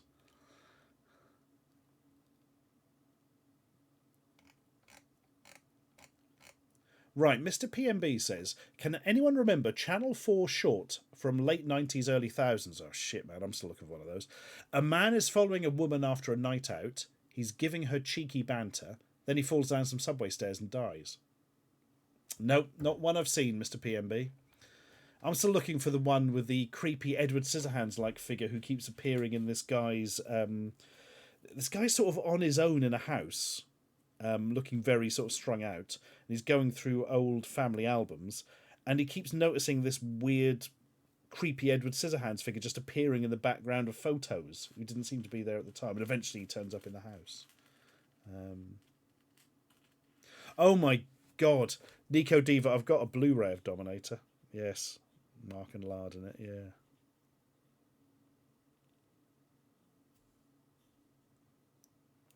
Oh, Curtains. I think I know that one yet another, Gary. Something about Deadly Doll in it or something, isn't it? No.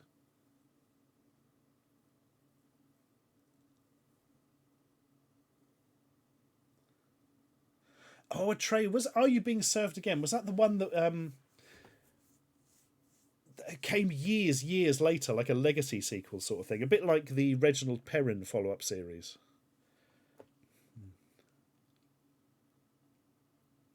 No, he did not have knives for hands, BC Birdseye. Probably didn't look that much like him. But oh my god, Dave's got something going on.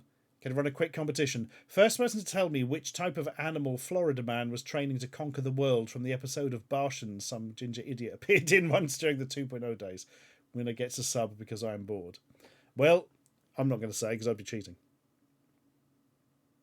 In the UK, it was called Grace and Favour. Yes, that's the one. Yeah.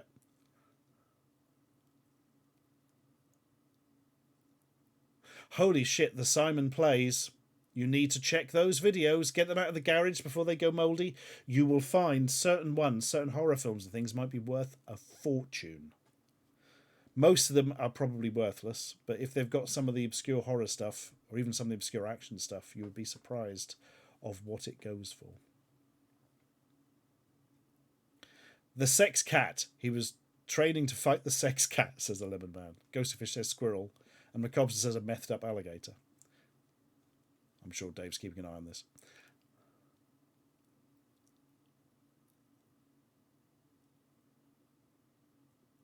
It has a doll. That's the one then. Yes, another Gary. But most memorably also an ice skater in an old lady mask with a scythe. Ugh.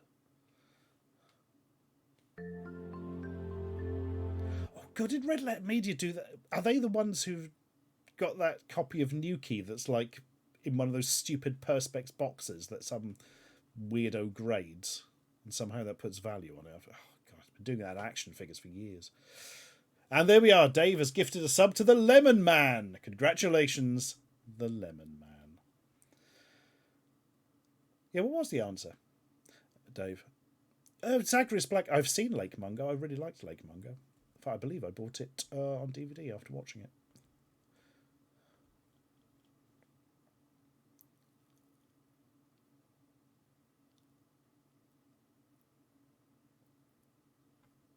Nuki is currently at 80,000 New Year's dollars. Oh, for fuck's sake. Ah. Dave says the answer still hasn't been said by someone who isn't subbed. Oh. Yet Dark Squall gifted a sub to Really Minty anyway. Oh, Daz Alien Geek. Bless you, Wayland Yutani Xenomorph. You've changed your name. We hardly knew you. Change your name to something easier. Yes, I imagine if you're not into Alien, that's probably quite a difficult one to say. Welcome back, anyway. And thank you for your 16 months of subs. Oh, it's for charity, that new key thing. Oh, that's fair enough. I don't mind so much. That's what it's all about, isn't it?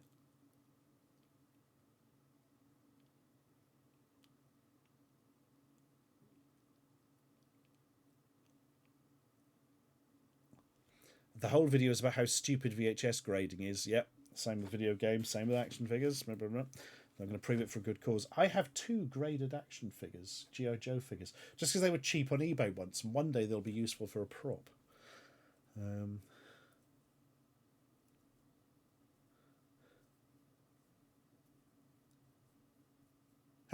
We could write better movies. Maybe Atreyu. To be fair, there are 2 screenwriters in Sequelizer, so we have a rough idea.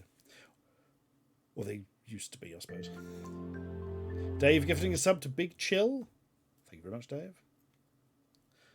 Right. Anyway, we should probably do some bloody stuff. We've just been chatting for nearly 2 hours. I put retro in the thing. I should have put just chatting. Ah, bloody hell. Right.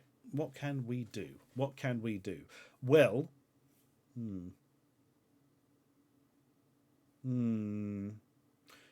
Oh, I have seen Andor. I really enjoyed it, Atreyu. Really enjoyed it.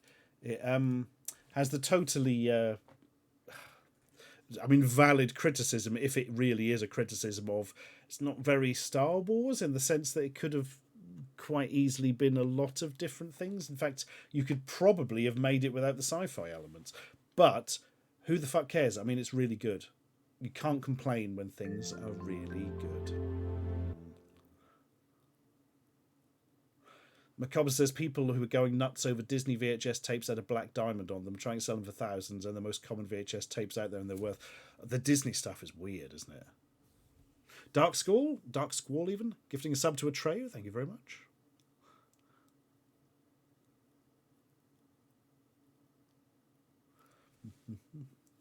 Ooh. Inexplicable head itch. We shall live. Oh, Disney Vault VH. Yes. That one's gone back in the vault, everyone. Did you buy it when you had your 5 minutes? Oh. Bloody hell. I hate enforced scarcity. It's just like, why is this rare? Because we refuse to make many of them. Like you could, really bugs me that. As somebody who produces stuff that's quite scarce because we can't produce more of them, I find that very, very annoying. Very, very annoying. Oh, God.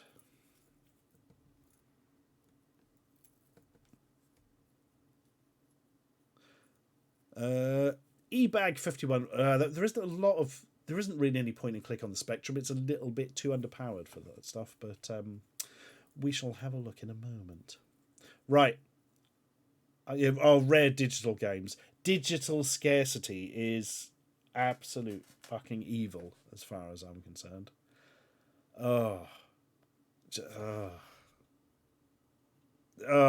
Makes me so angry. Digital bloody scarcity. Right. So what we're going to do now is, I reckon, have an ad break and then we shall return. But what ad break shall we have, friends? And where's? Hang on.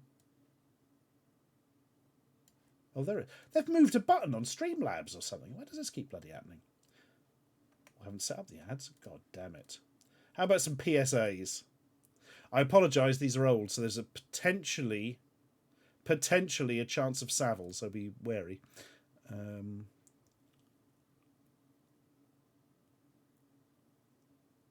Mr. PMB tried to redeem some credit card points and said the e-voucher was out of stock. Do we have the movie trailers from the VHS covers again? Seems appropriate. Oh, yeah. Let's see if we have got some trailers actually going on. I'm not sure we do from the VHS stuff.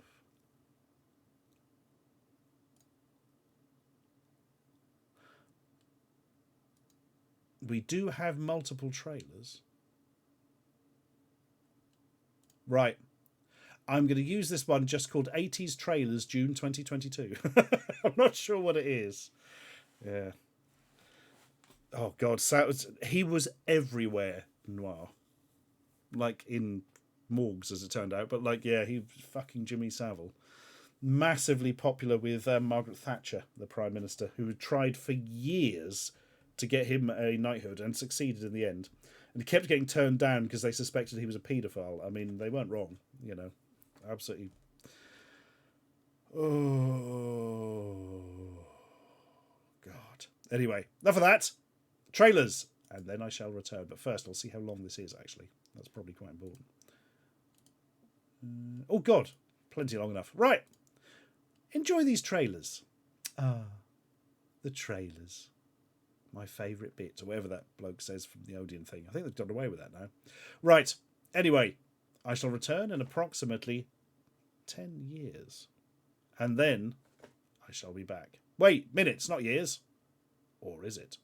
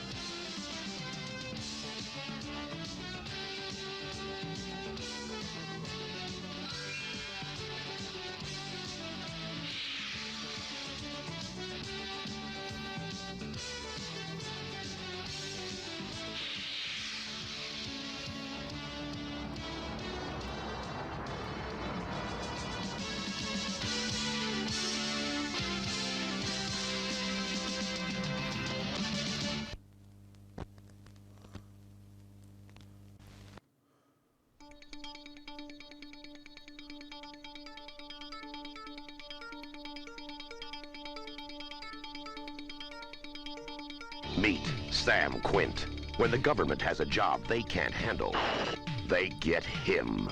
You are a thief. Hell yes. His specialty is getting in. What makes you think I'd help you? You have an honest face. Getting out. You've got no help, no nothing. You've got 3 days. And getting away with it. What exactly do you expect me to do for you? Not a thing. You know this man? No. But this time the rules are different. I'm gonna take all the heat that comes down on my head. I'm gonna transfer it to your body. The stakes are higher. You betrayed me. I only wish I had. Because stealing from Sam Quint is the biggest mistake you can make. Now he's going in. After her.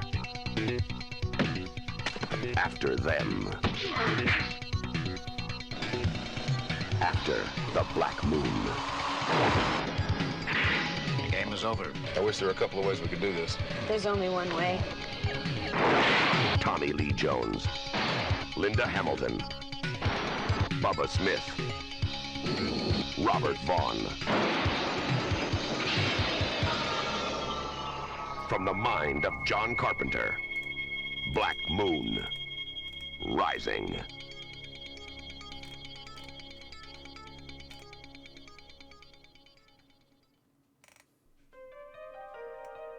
We have to have positive identification. We gotta get some strong evidence. But there's no way in the world, once the story breaks, that you're gonna keep it off the 6 o'clock news.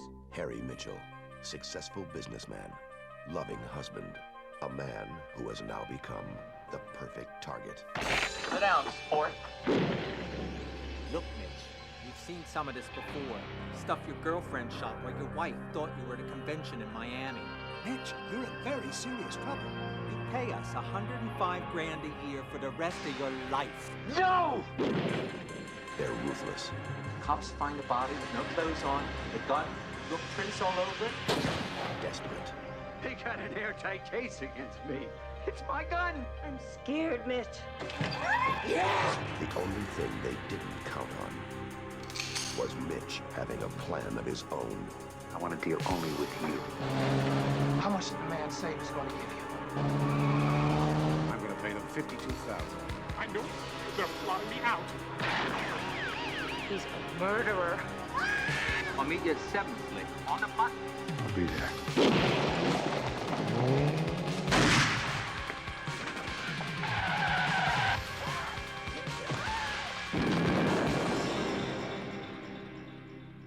Roy Scheider, Anne Margaret, and Vanity in John Frankenheimer's suspense thriller, 52 Pickup, from acclaimed novelist Elmore Leonard's gripping bestseller.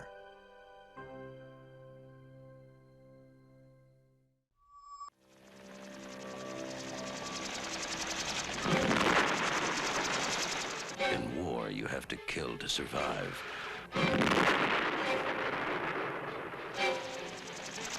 On the streets of New York, the choice is the same.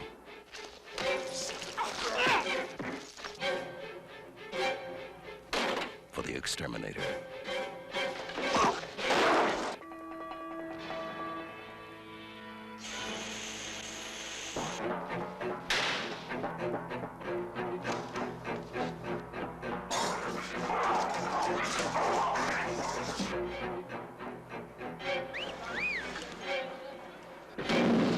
The search is on. The police are chasing a killer who's not only smarter than they are, he's doing their job. That's what it's like to be a victim.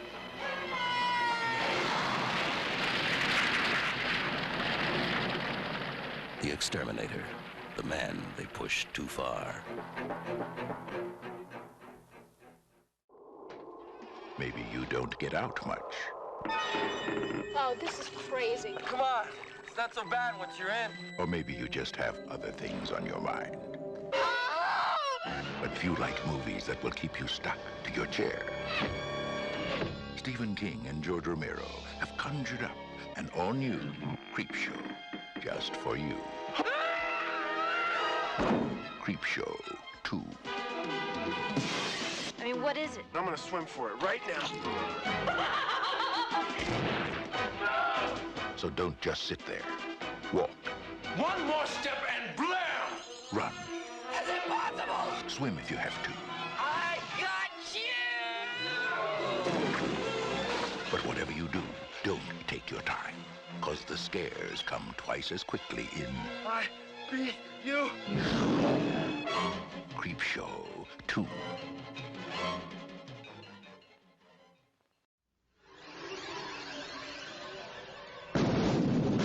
You know who to call when you have ghosts. But who do you call when you have monsters? We're the Monster Squad. What's a squad? It's like Miami Vice, I think. They're young and inexperienced. Naughty virgin. They're a bit disorganized. Monsters are not real. We don't know that, sir. 2,000-year-old dead guys do not get up and walk away by themselves. But when strange things start happening in town, There's a monster in my closet. Ooh, look at that big, scary monster! What's happening? You wait to kill a werewolf. Silver bullet? they're the only ones ready to do battle. Something's out there that's killing people. And if it's monsters, nobody's gonna do a thing about it but us. Soon the creatures of the night shall rule the world. Real monsters? Us? Midnight. In the world, remember? Maybe we can be like Mask Squad instead, you know? Two mask bombs. We got 235. Stitch back up. Hurry Or Nature Squad. The book is right. Don't you think it's all true? By midnight, You guys! they won't seem so young anymore.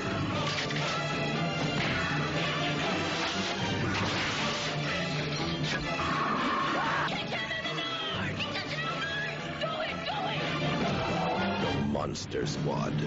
Wolfman's gone mad.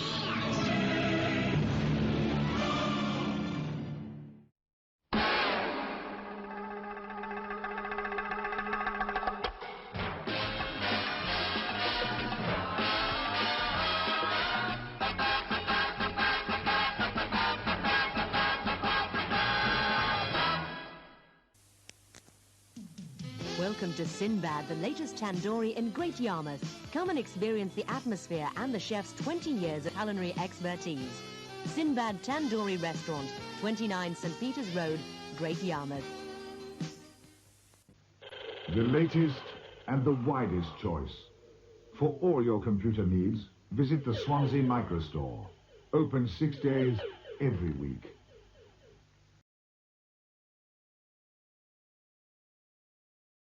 Yes, visit that place before Tom Baker becomes angered and breaks your knees with hammers. Right. I wonder if that place still exists in Great Yarmouth. I seem to remember we looked once and it wasn't. Well, that was exciting. Right then. Let's go and do some bloody stuff. And our stuff will be a couple of ZX Spectrum games, which I was told some time ago was shown. One of these is from years ago. Somehow I've not played it. I might have streamed it before, but I have no memory of playing it. Oh, hang on. I'm playing these on a bloody Spectrum Plus 2 emulated. Oh, dearie me. It's like I'm asking for trouble. Right. Ooh, this is the incredibly good TV screen mimicking, isn't it? Hang on.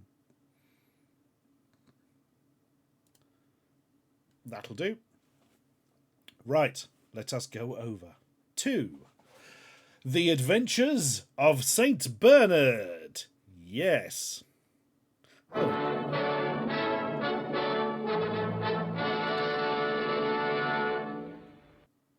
Dr. Zoc, thank you very much for your 2 years of subs. Massive salutes.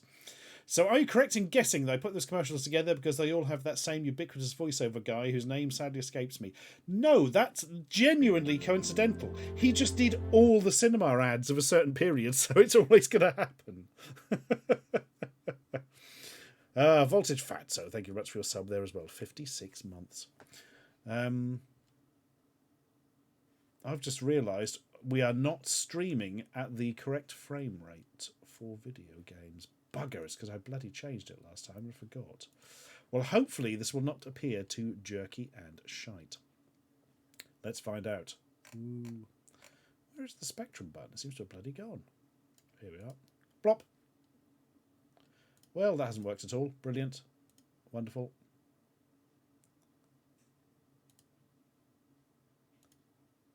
Any joy? No.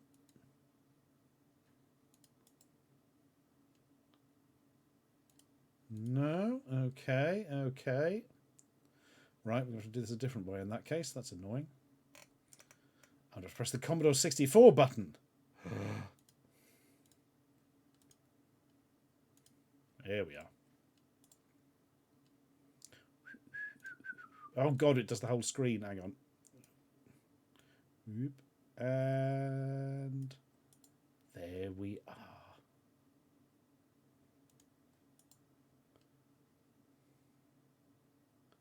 Blink. Marvellous. Right. Sinbad Tandoori is now an express store according to Google Street View. Boo! The Simon plays. No, we can't all go for a Sinbad Tandoori. Oh, but thank you for warning this. Right. Here we go. Look how good the CRT filter is in this. It genuinely does look like a slightly fucked up old thing. You can even make it more crapped up if you particularly want. Blop. Help! Save me, Brandy. Or you can have it pixel sharp. I'm going to say let's go for that one. There we are. Right. How do we start this game or do a thing? Okay. Oh God. Okay, then.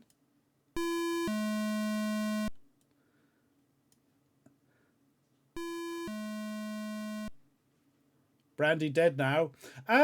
Right, I may have to look up the controls for this one. Oh, this is 48K indeed. Yeah. Oh, I think this is a pretty good CRT filter, Girl the Dragon 32. I genuinely like this one. A lot of them, yeah, do go back. In fact, this is probably the only emulator or similar thing I've ever seen which is usable, frankly. Most of them just like do crazy strands, scan lines and blurring that just looks like bloody nonsense, you know. Right. Just going to look up the controls for this one. Yep. The Adventures of St. Bernard. I'm going to hope that's under A. Adventures of... Oh, no. Oh, dear. Why is that not in there? Please don't tell me it's under T. Bloody is as well. The Adventures of St. Bernard does not go under T. Crying out loud. Right.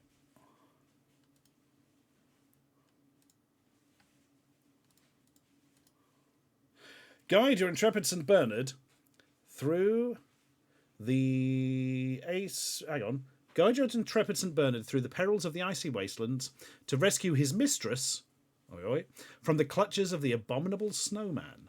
Avoid the packs of ferocious wolves, mischievous penguins, and the icy watery depths. Climb boldly the mountains of the snowman's lair, avoiding the giant snowballs, only to be troubled later by inquisitive walruses. Will it go on forever? Is she really worth it? These and many more questions, can be answered in this multi-level, fast-moving, colourful arcade-style game. Oh, for God's sake. The controls are some bloody absolutely awful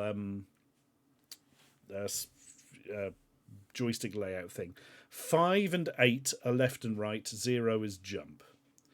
Great. Or you can also use Z and M, that's better. Z, M, and space. Oh, that's better. Right, let's do that. Oh, right. Begin.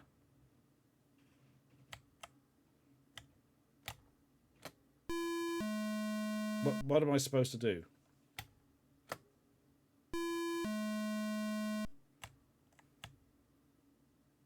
I can't run past them.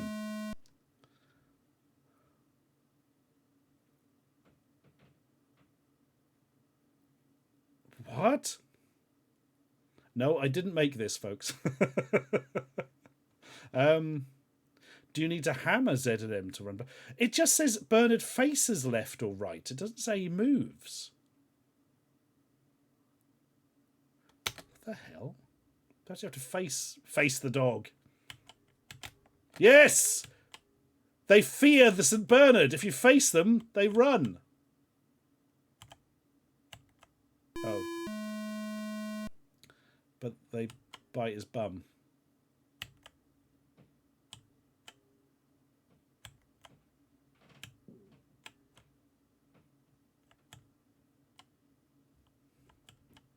Fear me, you jackals. Oh, piss.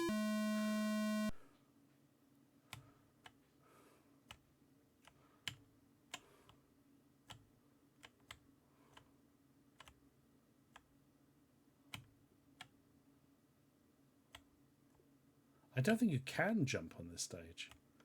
Fucking hell, this is dreadful. This is one of those things where you're sort of, I don't know, resting with the controls more than actually playing it.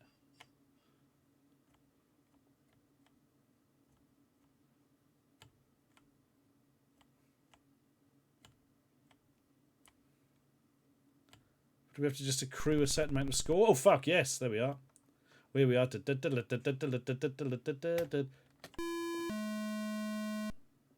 Piss. Oh, what? Oh.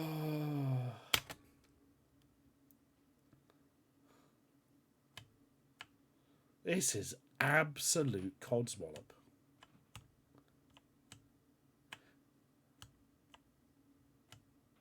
Oh, right, you only get points if you turn at the last second and kill them.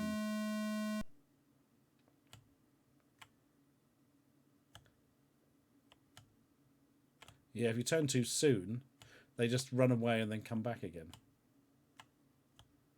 The St. Bernard can kill many snow jackals. But timing things is not easy with these controls.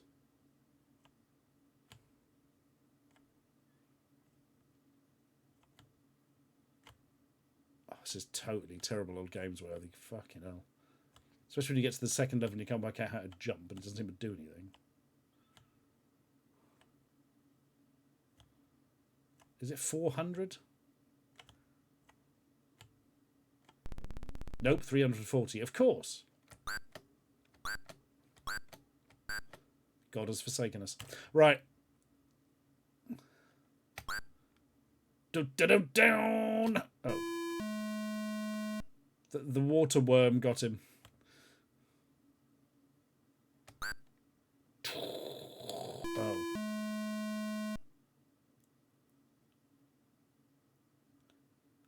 I'm sorry, Brandy, but you will not be saving your mistress today. Because this game is fucking monkey bollocks. Bloody hell, that's bad. Real bad. Yeah. Okay, that was a good shout. Whoever whoever recommended that, I may have just seen it listed on a thing. I don't know, it's years old. Right. Enough of that.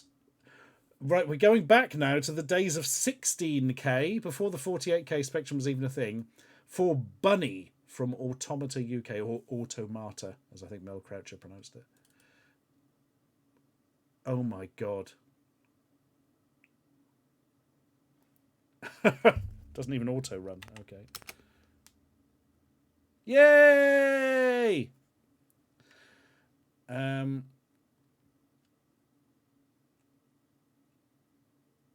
Okay, let's maybe knock this onto a 16K spectrum.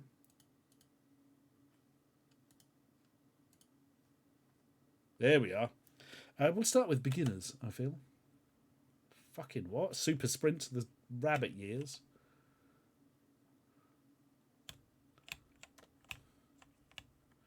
I have to look up the controls for this one again. Rabbit collision.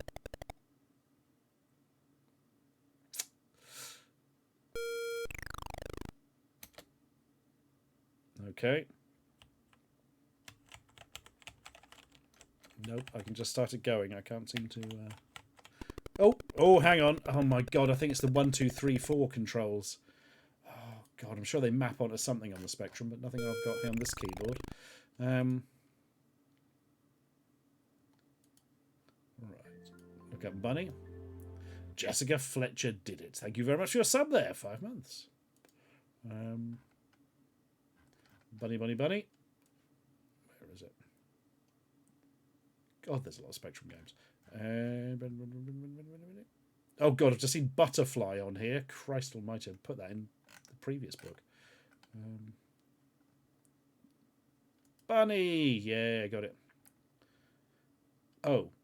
It was part of a compilation, and I don't seem to have any controls for it. Oh, shit. Right.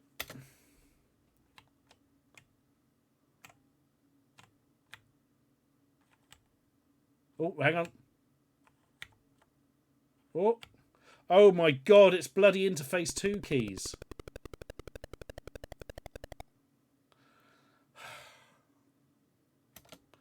Oh my god.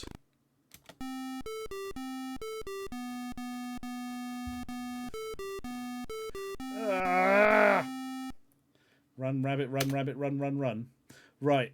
Maybe if I was to turn the keyboard joystick onto interface 2. This probably still doesn't map correctly. A lot of the early stuff didn't.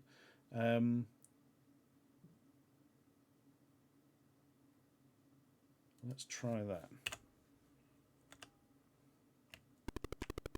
No, it doesn't map correctly. I moved right and the immediately went up. Oh my god.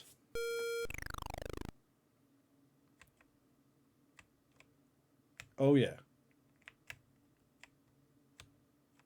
So left and right are up and down, of course. And I can't go left, but I can go right. Great. The goose. You must get the goose. Damn it, forward wasn't left. Come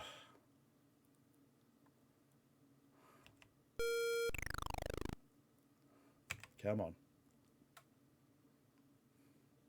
Monster Brawl. Not heard of that, Beardy. Sounds like a oh.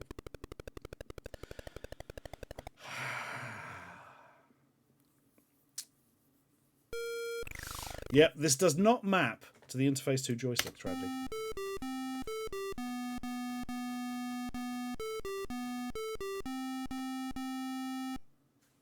Why did people think this was a good idea? Does it map to cursor joystick? Maybe it does. Oh my god, I've got it, guys. It maps to cursor joystick. Right, we're in. Down, down, down, down, down. Eat your pink eggs, you little bastard. Do-do-do. Do-do-do. Do-do-do. Pink egg. House. House is deadly. Fuck!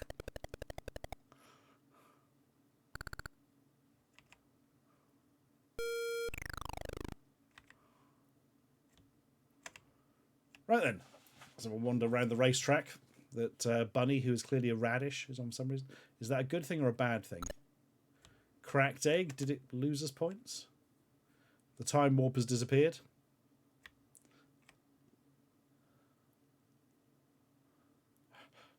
Get the green thing. I don't know what it is, but we need it.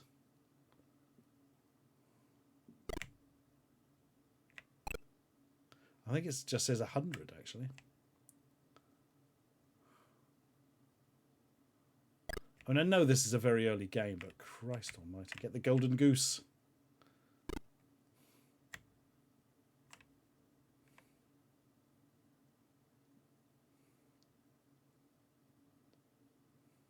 Teleport. Holy shit! Oh, it ends the round. Okay. Oh, okay. Bad eggs. Oh, oh man, you're not allowed to collect the chickens. And you're not allowed to collect the egg, the blue eggs. Okay, so purple eggs only. There may be too much game in this for terrible old games. I mean, it's shit, but... don't know what the green things are.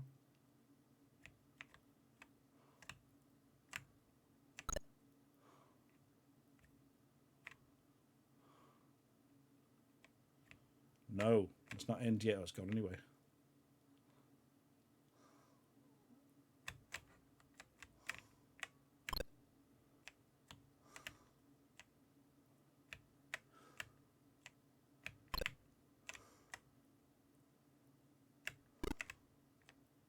Dum, dum, dum, dum, dum. Yeah, I'm thinking the green things are just hundreds.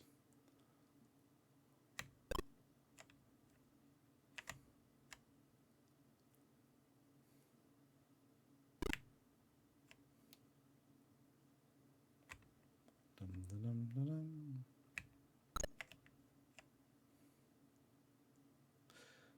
Right, let's do it. Let's just go through the time warp.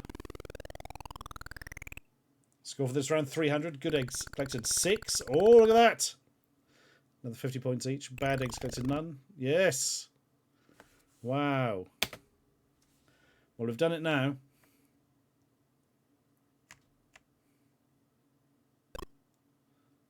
Fuck me, this is dull. Right, enough of this. Now that we've sussed it out, it's farcically easy.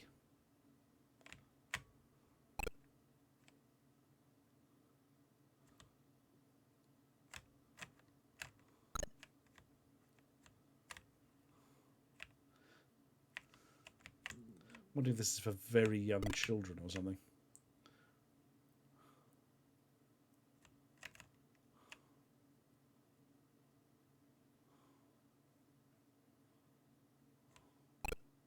Well, fun, fun, fun. Action-packed.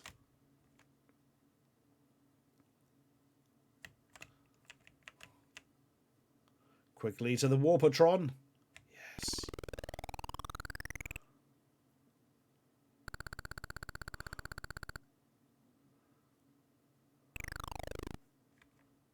Get ready to deliver the eggs! Oh shit, son!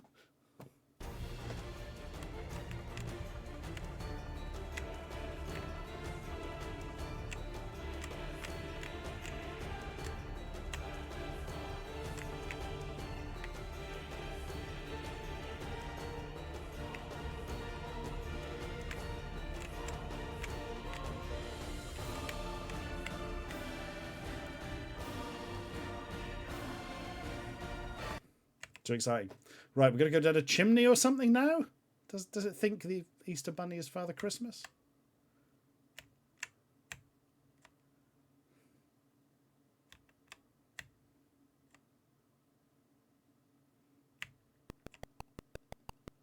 We've got the golden porridge.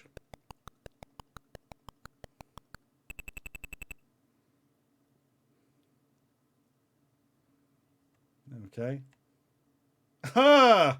And back to square one, but instead of carrots, our lives are now cherries. Which says a lot about life. Right, I think what we're going to have to do here is quit. Reset, in fact. Reload that. Try the expert. Oh, fuck! Look at that.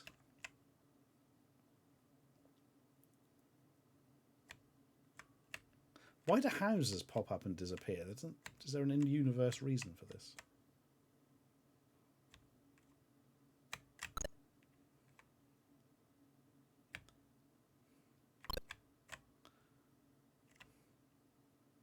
Well, at least when your kid gets bored of how easy it is, you can make it harder.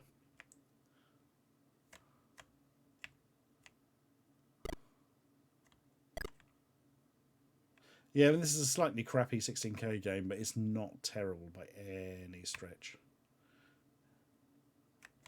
Far too much to it. There is an actual game you can play. Dull as shit, but for young kids, maybe there's something.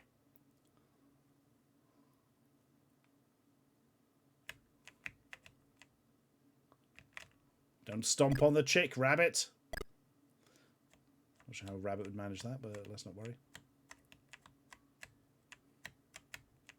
Oh no! Rabbit dead now. Oh, you still get a score, look. But you do lose a life. Tragic. Well, there we are. That's not going to be on the list any longer. I'm literally about to remove it from the list. Of my incredibly long list, most of which are Amstrad and Mega Games, because they're the ones I've got to suss out the most. Bunny, deleted. Adventures of St. Bernard, staying on. So, another 16K game now. Namely, Gobbler. Gobbler! When you're Pac-Man eats ghost, you gain 1 point. When you eat a ghost, you gain 10 points. Oh, green ghost, okay. And the attacking monsters turn grey. There is no grey on the spectrum. This will be interesting. When Pac-Man eats a grey monster, you gain hyphen. You must eat with mouth open. A black monster eats you. Right. Press key number 5 to 8 to control. Okay, so it's cursors again. Right.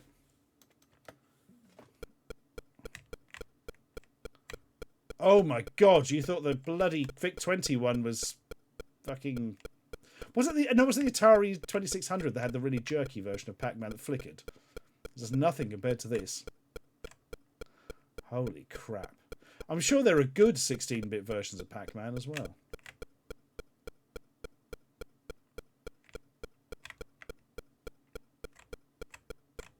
Quickly. They've turned grey. No, I can't eat one. Why can't I eat one?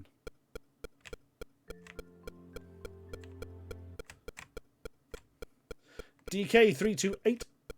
32832. Oh, it scrolled. Thank you very much for 17 months there.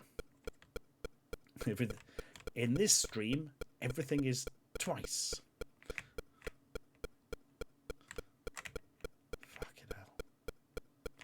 This is awful. I'm a Cosmic Cruncher on the VIC-20 being jerky and flickery, but... Is it actually possible to get killed by the things? Can we go out the side doors? Let's have a...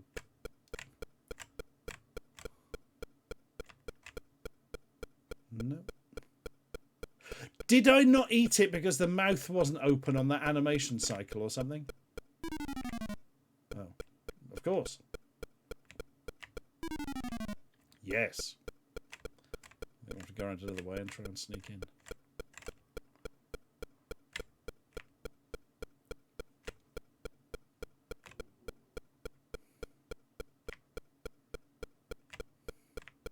They've gone grey now. Can you tell? 'Cause I bloody can't.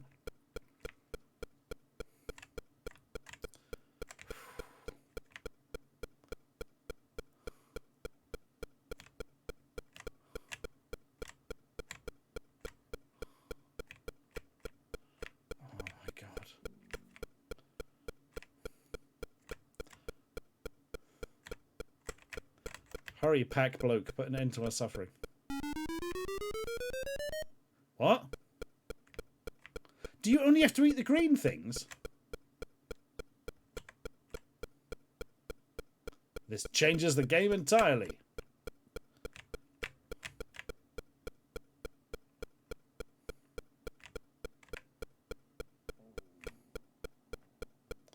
Bloody hell, this is boring.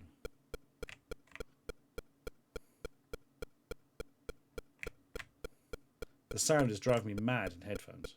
And probably doing the same to you. No. No, you just have to pick up not quite all the yellow things. Oh my god. I just realised the level hasn't changed, has it? Right.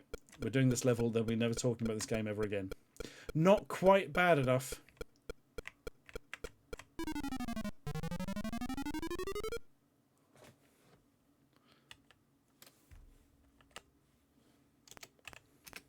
Ooh.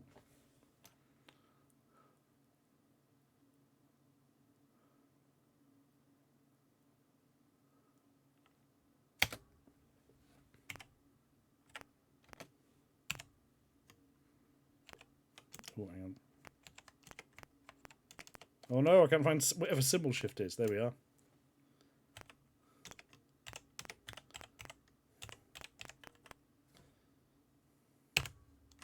Nope.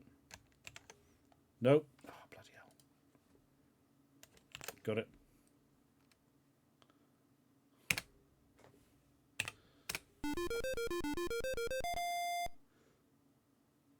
Yes! When Pac-Man eats a grey monster, you gain bumholes! We did it, team. That's certainly a thing, isn't it? What Tom says there are worse Pac-Man games. Are there bloody... This, I think this is the worst I've seen. I can believe there's worse. But yeah. Very bad indeed. But as Daxtron quite correctly says, there's an actual game to play and it's better than that dog game. Yep, this is too good for terrible old games. But what about Kung Fu Knights, which I've never heard of? Ah, Kim! Thank you very much. How are you doing? We are about to play a terrible Spectrum game. I'm sure you have no experience of these things, having never heard of Squidge or extensively played it. Oh, this isn't going to be as bad as Squidge. Nothing can be as bad as Squidge. So, Kung Fu Knight.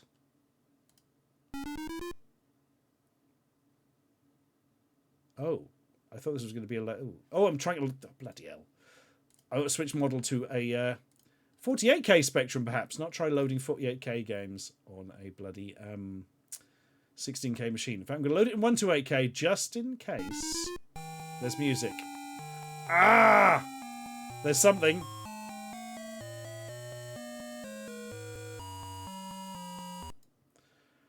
Oh. Happiness is a beep called Hamlet. Right, I'm going to stop that a second while I change the keyboard joystick to Kempston so we know what we're doing. Oh. Super Bantam 123, thank you very much for your Prime subscription. Game son. It's a game start. There. Oh god. Holy shit.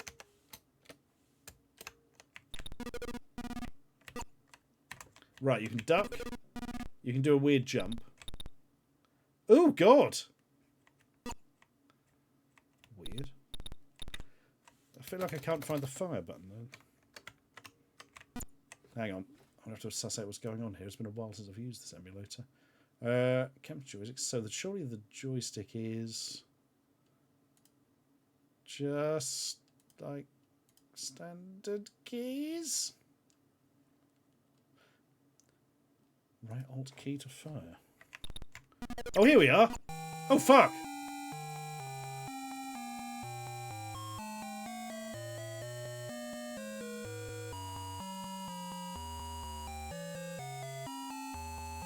Right, let's try that again. Ooh, eat arrow, hellhound. What the fuck is going on? All right, you can sort of jump as well. Just getting... The timer seems to stick at 999.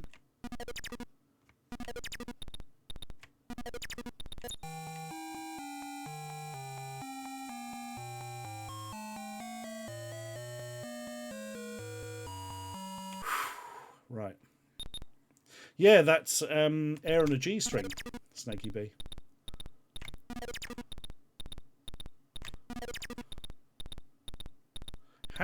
How are you supposed to see that coming or dodge it?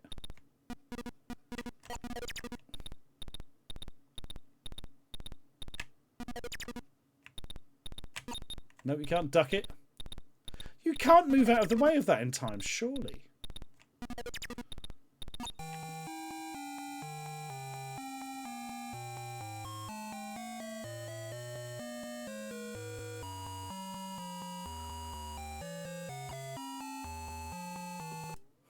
Yeah. All right. Yeah. Right. Right.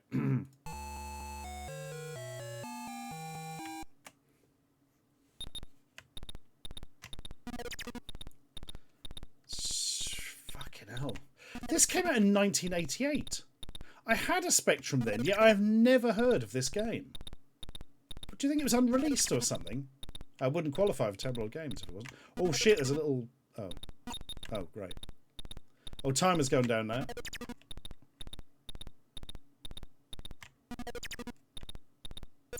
Oh, yep, there we are. Another arrow in the head you can't do anything about.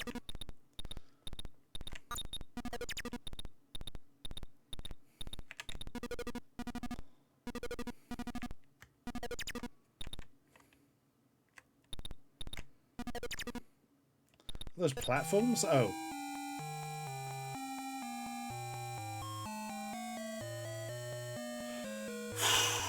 Right. I'm going to have to look this one up on World of Spectrum just to see what the hell's going on.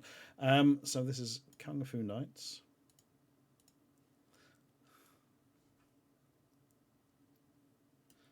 Kung Fu Knights, top 10 software. Well, it was released. It's got some...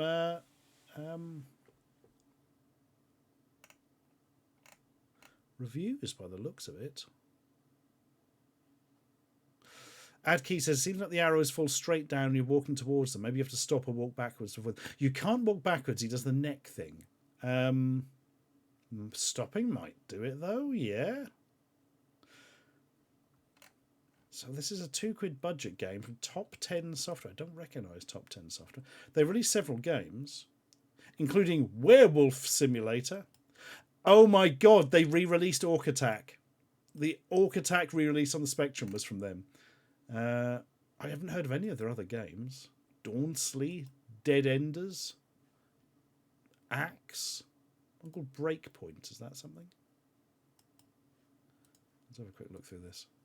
Werewolf Simulator is a bad-looking text adventure.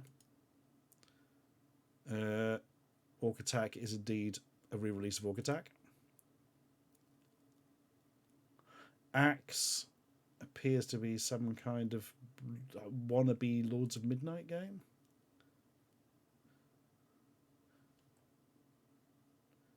Dauntley appears to have sprites ripped from Attic Attack. Weird.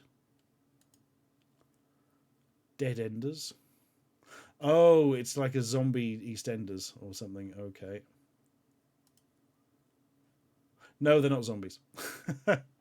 Oh no, but is someone in Herbert Square, as opposed to Albert Square, a vampire? Ah, okay.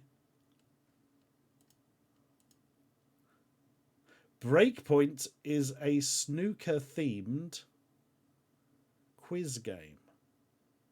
Interesting.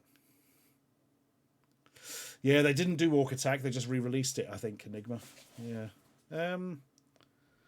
Wow. That's interesting.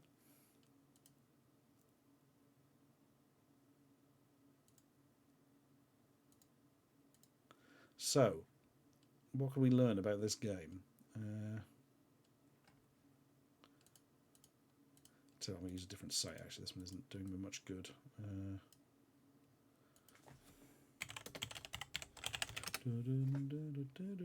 Let's try Spectrum Computing. That's a good one. Kung Fu. Not Kung Fu Warriors. I vaguely remember that. Not Kung Fu Master, but Kung Fu Knights. Right.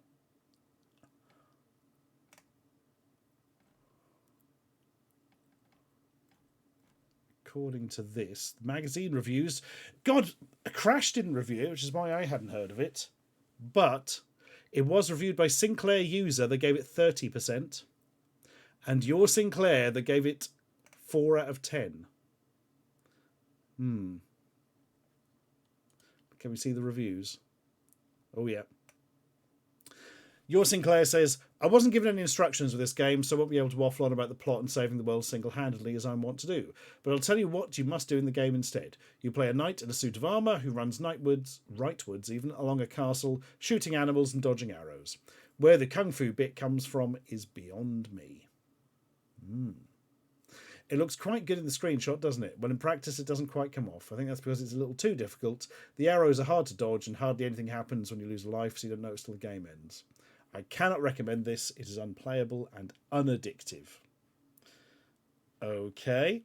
Sinclair User said, it's an absolute natural for a game idea. Combine the swords and sorcery of something like Magic Knight with kick-em-up action of a martial arts game. It's a pity Kung Fu Knights didn't turn out anything like it. Basically, we're talking colourless backgrounds, poor sprite masking, and lousy collision detection. Your knight minces from left to right across a scrolling background consisting of battlements, portcullises, embrasures, slitted windows to you or me, and enemy knights. From the battlements pour down arrows featuring the worst sprite masking I've ever seen. You don't have much chance to avoid them, but since all that happens when you lose life is that your sprite flickers a little, you won't really know when you've been killed. You can launch arrows with a peculiar twist of the arm, but only if you're standing still. The arrows seem to peter out before they hit anything half the time, but if you're lucky you might stick a soldier or a big woofy hound. Well, really, it seemed to work 100% of the time on me. A pretty nothing game then, because while the backgrounds are reasonably nice, the animation and gameplay are poo. Summary: disappointing arcade adventure. A clever idea let down by poor graphics.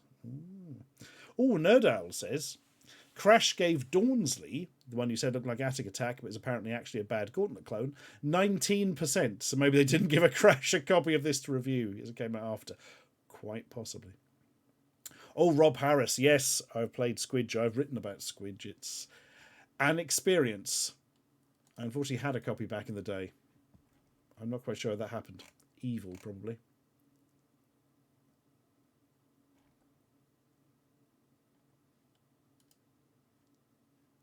Oh, this is interesting. The game Kung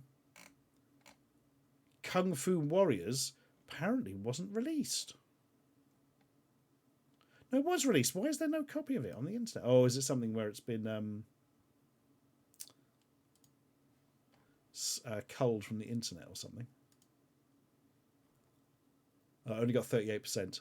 Oh dear. Yeah, let's not worry too much about that. Oh, perhaps we can read the instructions for this. Maybe this will give us some magical insight. Yep.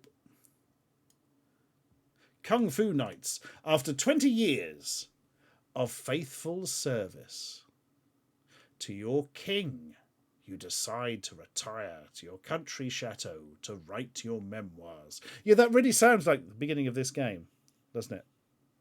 Absolutely astonishing. Right, deep breath. Deep breath. Deep breath. Oh yeah, cassava. I've definitely played it on stream a couple of times, I think. Right, anyway. The government hears of this and is worried that you will spill certain beans that they feel should remain in the can. So you, Lord Write-A-Lot, must fight your way through the streets against karate-trained government agents. What? That's not what happens in the game. Punch and kick your way to your country retreat. Not easy in full armour. People seeing Write-A-Lot prancing down the street have immediately dubbed him Full Metal... Fucking hell! Ho-ho! Not going to say that. Bloody hell. I've immediately dubbed him the Full Metal... Christ. Wow. In order to help him, he has bought himself a Colt 45? What? Which he shoots from the hip in a very natty style. What the fuck are you talking about? He must watch for King Harold's eye catchers, arrows that rain down from the sky into the savage alligators and other beasts. Jump the arrows that come from the right.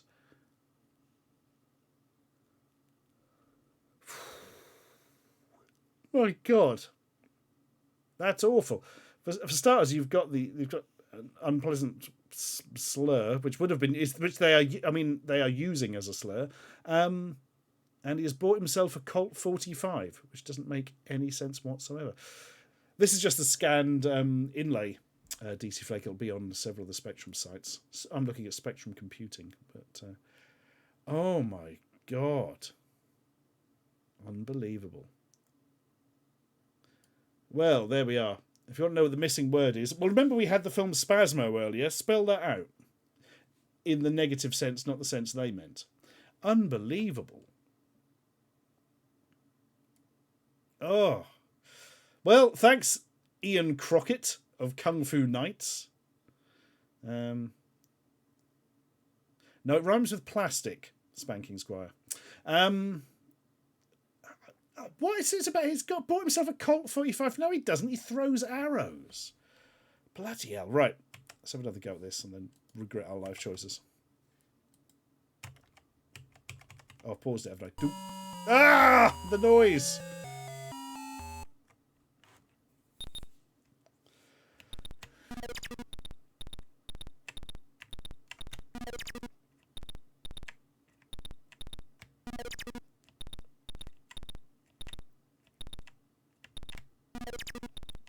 Right, so I'm just walking along a little bit. Oh, bloody hell! There isn't really any way to dodge certain arrows from above.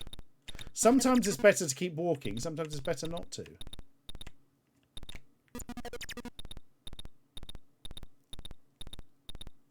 I like that animation, that is it.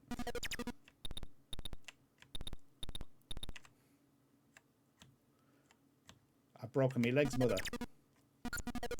Great! Arrow no work up close.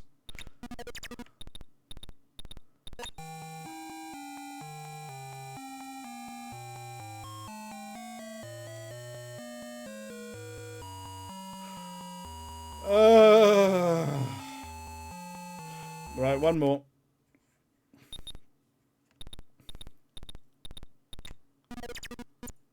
Oh, good.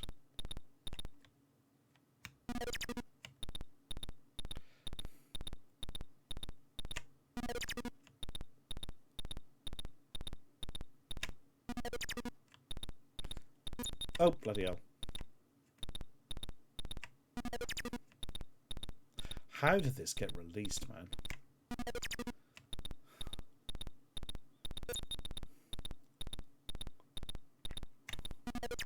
It said something about jumping the arrows that come down from the right, but I've not seen any to do that with. Can you use the neck twist to dodge arrows? No, I think it's just a comedy animation to say you can't go back. Oh.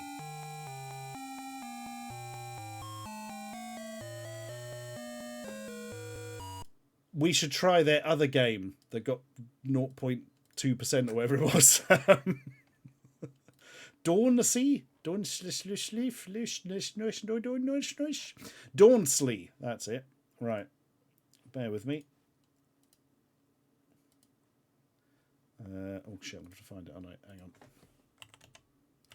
Dawns. Got it. Right, okay. We've got a nice TZX of it. Excellent. TZX should say, shouldn't I? Like one of these is going to be an American game. Not on the Spectrum. Right.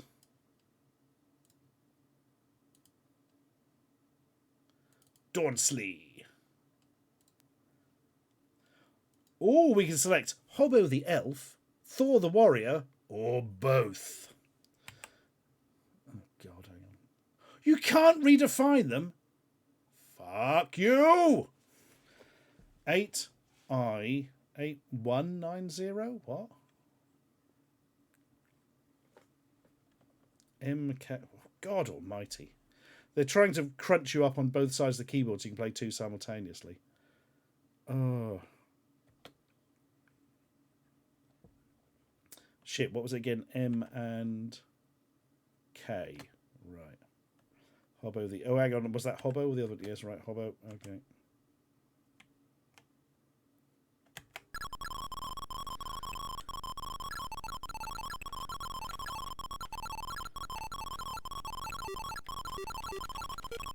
That is so nicked from Attic Attack. Is it?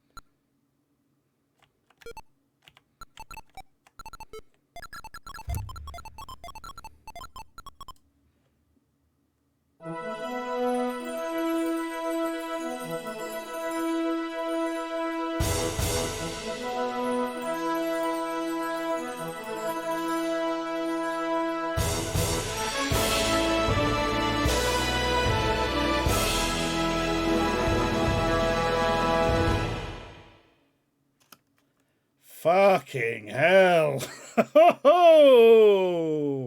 So you've got push screen scrolling that you have to push your face right up against or it doesn't work.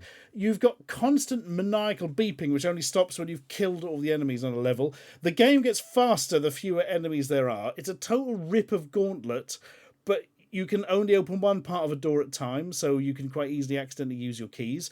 The potion button doesn't seem to work at all. Ooh. Bloody hell. That was absolutely chronic. My God. And Rob Harris 42, thank you for your sub. Imagine subbing during this. My God, bless you. What an absolute fetid pile of cack. Good God.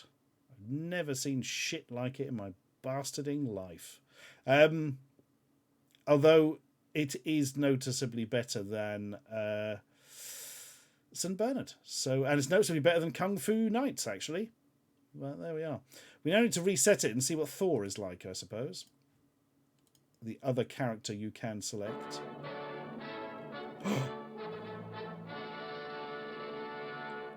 Arcturus Deluxe with the 1-year sub-anniversary. Thank you very much indeed. Oh, the font is nicked off Underworld as well. Brilliant! Kanita Wowie. So they've nicked Ultimate Play the Game sprites and fonts. Superb. I don't believe you can mute the sound, Snaky Bean. Nope. Also, bear in mind that if you had a 48K Spectrum which played these sounds through the beeper physically in the machine and not your television, that means you can't even turn the sound down on a physical machine. Right. Thor the Warrior. Oh, God, it's different bloody controls, isn't it? Right. 1Q, 2, 3, ZA. Right, got it. Oh, I think I know where the potions didn't work. Anyway.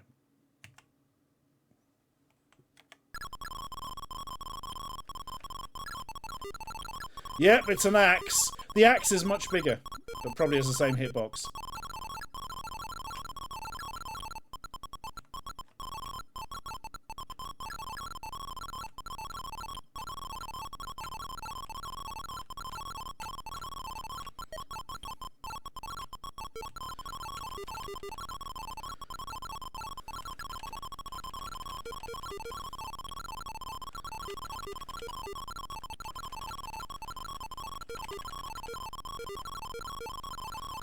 Right, you're going to try the potion. It worked! Didn't kill that one for some reason, but it takes more hits.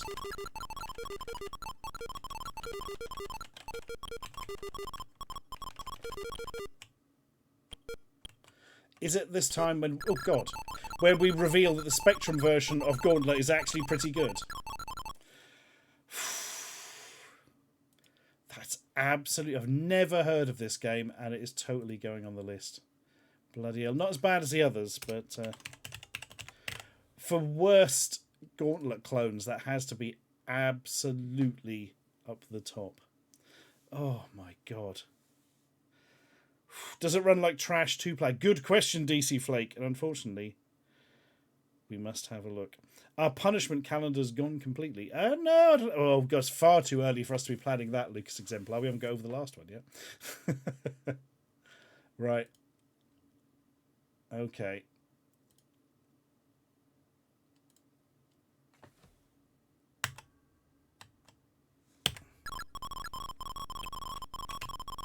No, it plays just as quick, really. That's impressive.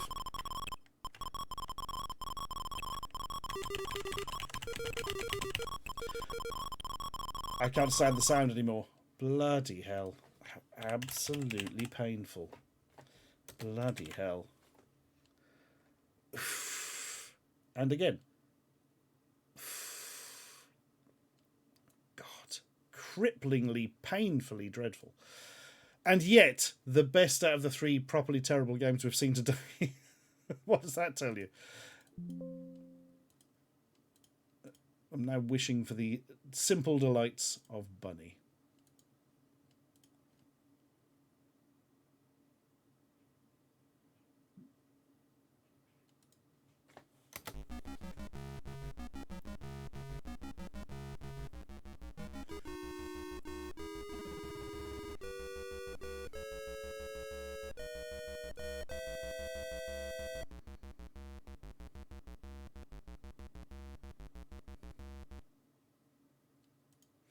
Music, Ben Daglish. Look, there we are.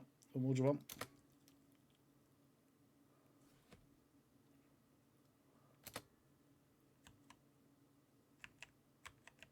Oh no, I've got the cursor keys turned off. Hang on. Oh, nothing ever uses the bloody cursor keys usually.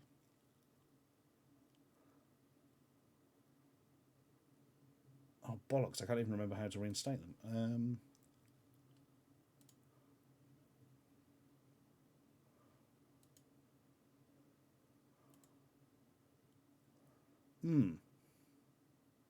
Perhaps I can do it with the 1 or 2 keys or whatever.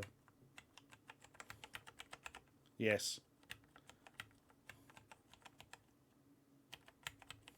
Can't get it back to 1 now. There we are. Player 1, choose. No. Yes. Thyra the Valkyrie, that'll do. I would like Kempston, please, sir. There we are. Sinclair. Right. And in theory now... I like this insta-loading. We used to wait forever for this. Remember to hold... Oh my god! Mentus! Holding symbol should... Oh, it's too late now. Bloody forgotten. Well, I've held it now.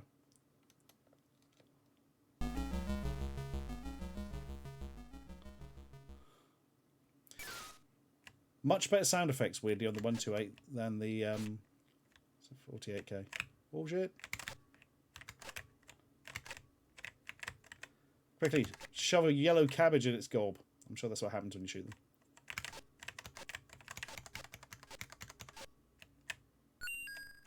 No, no exit. Well, the symbol shift cheat works at any time. I can't remember what it does now. You go through walls. Yes, it does. Turns on no clip, so to speak.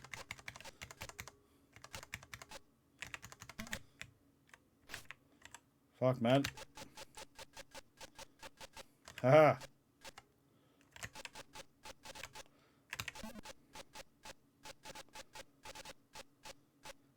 Yes! We got the shot through to hit the generator.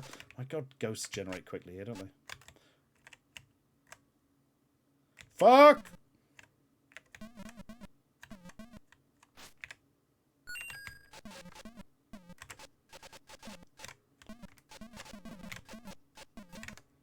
Oh, bloody ghosts.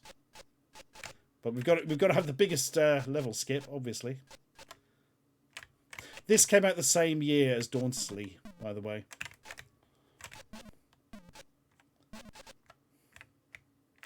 What do you do with a potion? Had to do it.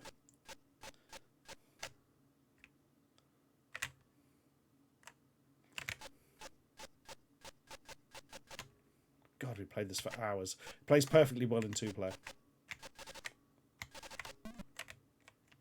Whoa, bloody hell.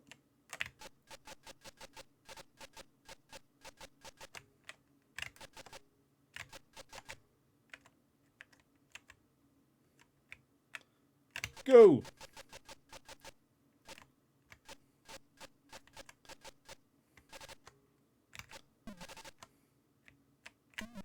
Run!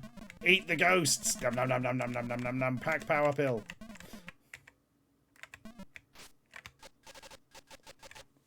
Whoop. Whoop.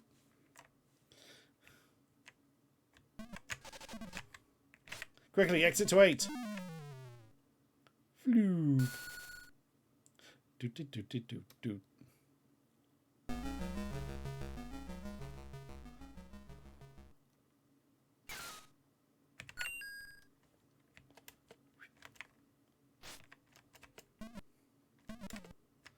Cheesy boy. Oh, fuck. Bloody demon. The ones that shoot back.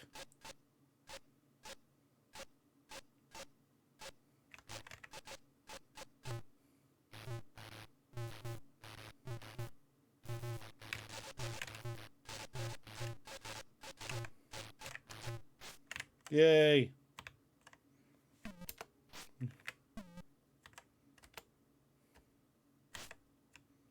Ooh, that's no problem.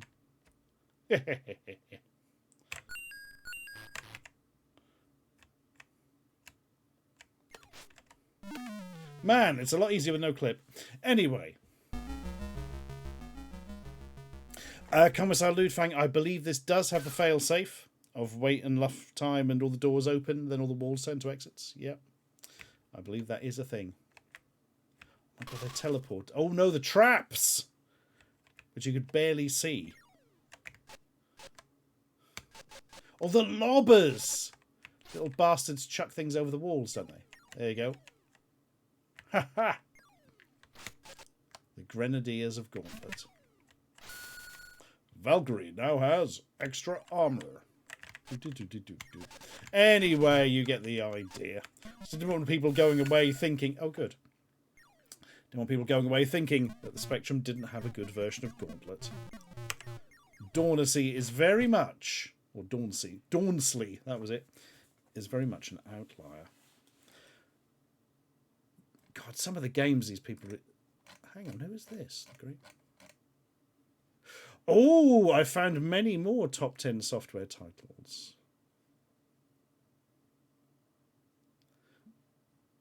Or have I? I'm not sure I have, actually.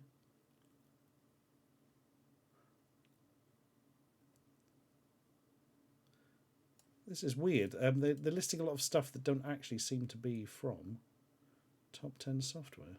Perhaps I clicked on a funny thing.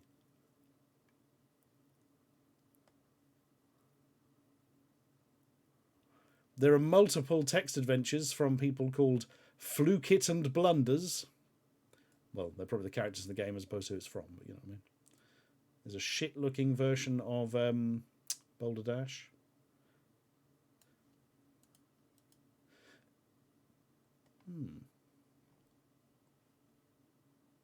And they appear to be in some way connected with another company called Super Sparklers, but I don't know why. MD in case, if some versions do run out of levels. I believe the Spectrum one did, because you could get an expansion called the Deeper Dungeons, but a lot of them do have the sort of infinite levels thing, much like the arcade did, I believe. So I'm going to assume the NES one has that. Cheers, Neil Forshaw. Take care. There totally was a Mr. Blobby game for Amiga. Yeah, we have totally done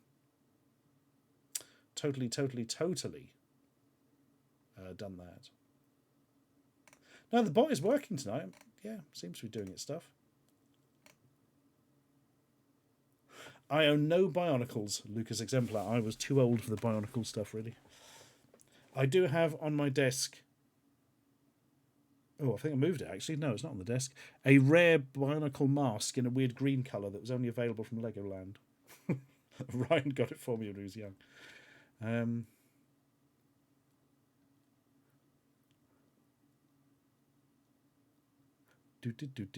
think I've had fake Bionicles. Pretty sure faked ones, yeah. Yeah, for some reason it's not called an excellent bot at the moment. I don't know why. Let me see if I can quickly have a look at that.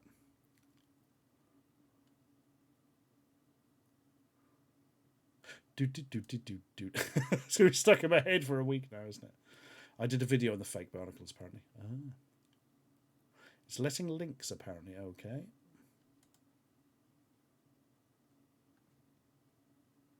Link protection is on. The bot is on. Is it letting links from certain people or something? Hang on.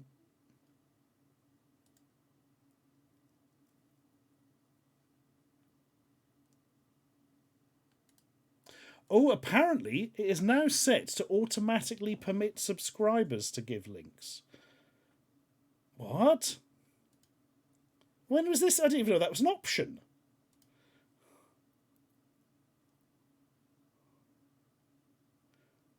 Bloody hell. And cheers, Jessica Fletcher did it. Thank you for coming along. Right, try it now. Macobster, there we are. You just did a link. Try another link.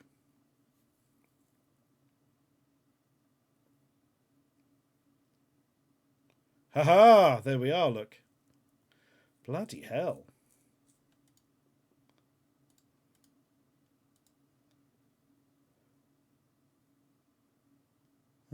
I can set it to subscribers can put them. Regulars can put them. Or regulars and subscribers. Fuck me, the timeout is 30 seconds. That's ridiculous. Change that immediately. What does purge mean as a punishment? Surely that means it just removes it. The three options are purge, timeout, and ban. We'll do timeout for 5 seconds. How's that?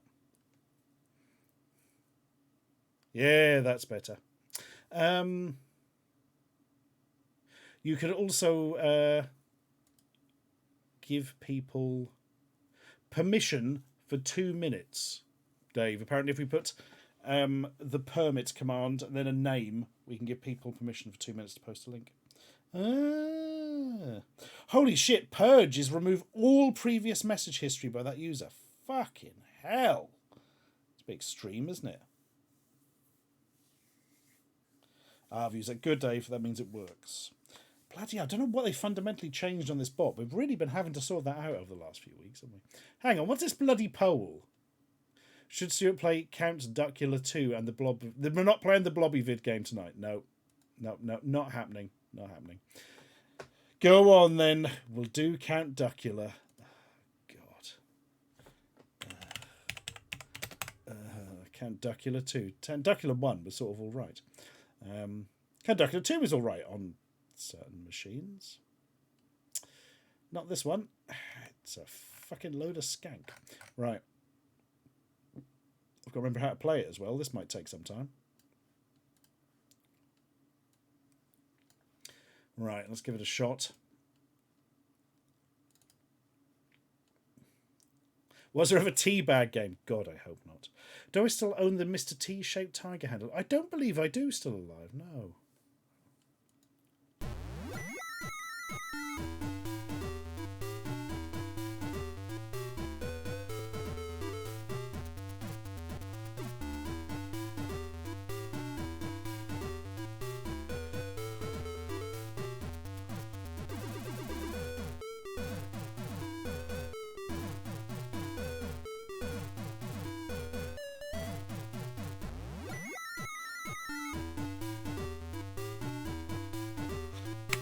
That was great. What the pissing fuck is this?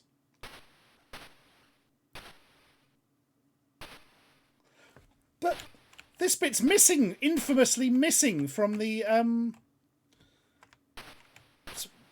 Spectrum version. What? What? What hast we wrought? Hang on. Also, I need to fiddle with the controls a bit.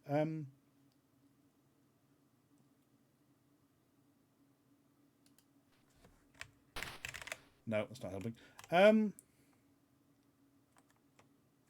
What the fuck? This bit is infamously busy. So this is somehow hidden on one of the releases and only in 128K mode. Look out for that planet, Ducky. And now here we are in Dogshit Gamesville. Is this a fixed version they released later? Holy shit. What have we uncovered?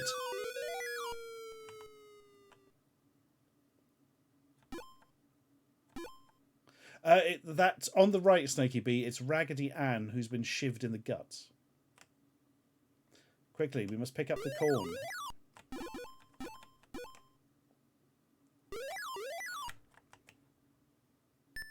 Yes.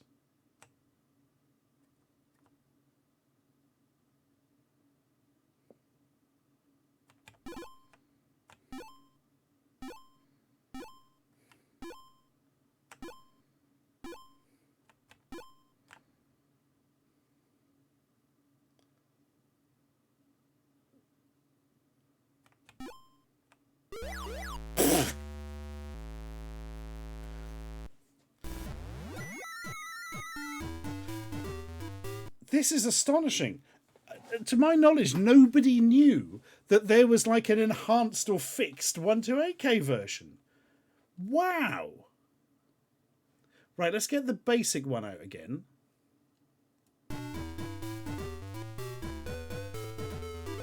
Well, I say the basic. This might be this one again. I honestly don't know.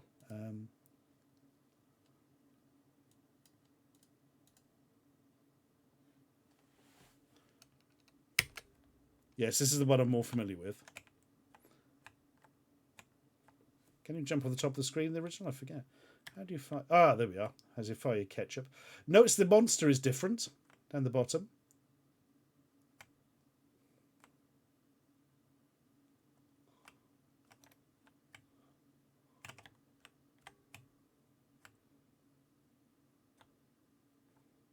Bloody keys. You have to play as some mad keys.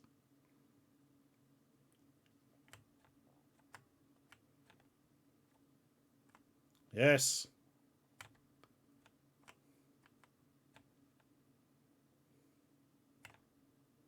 Oh, fuck. No, you've fall damage, isn't there? Yes. What am I doing? Ah, piss! God, this game. This, I swear this is like a sort of fixed version or something. Oh, yeah, routines. You'll be able to grab them off Amazon, yeah.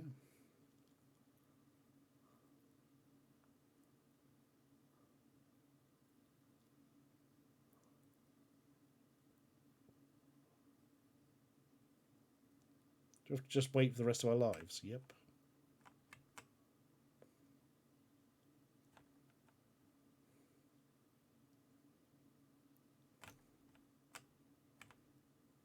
Great.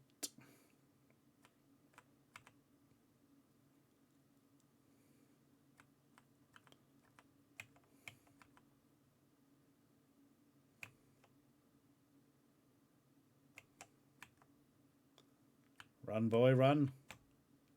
Yes.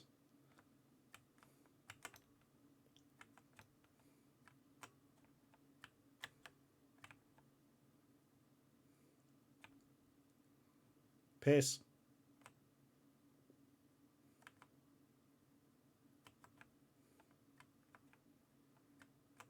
How do you do the...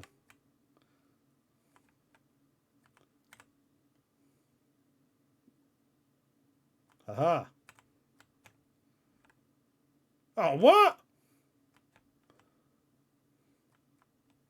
Oh, yeah, it actually makes a full... Oh, God's sake. Oh, piss on it. Right. It's a ketchup gun, Barfotron. Honest. Right. Let us see if we can find... These are all bloody new versions as far as I'm aware.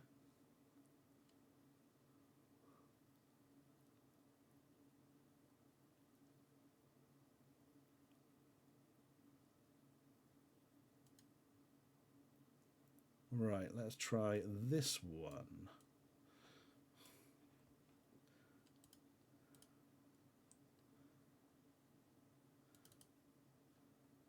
Okay.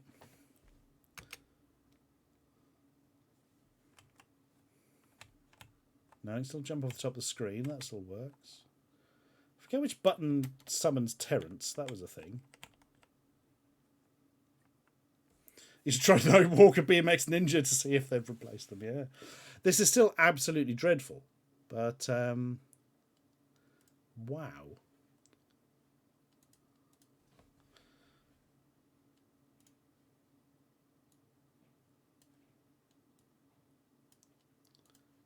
Right.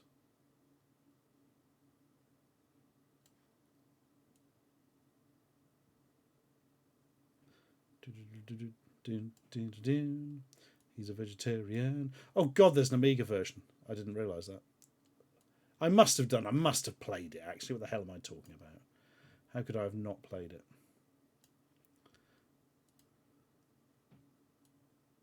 Right.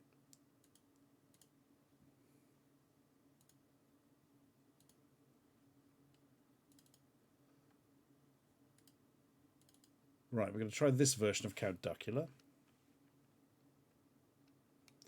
eBay is our only hope, Dave. as with so many things in life. There we are. Now, what happens if we switch this to a 48K spectrum?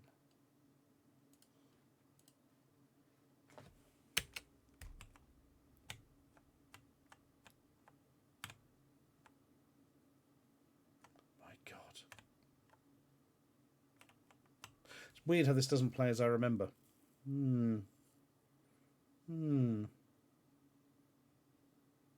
Oh no, Dave. You're banned from eBay for naughtiness.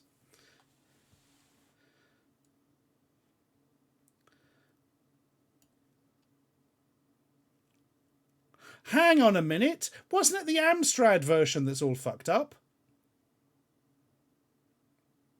Hang on. I shall check out my copy editor docx. Yeah, it's the bloody Amstrad version that's messed up. No wonder. It looks exactly the same. So I didn't remember. Well, so it looks exactly the same. Actually, it looks noticeably worse. I thought this was so weird. It's like, I know there was all these bugs and restrictions with the game, and it's just not happening.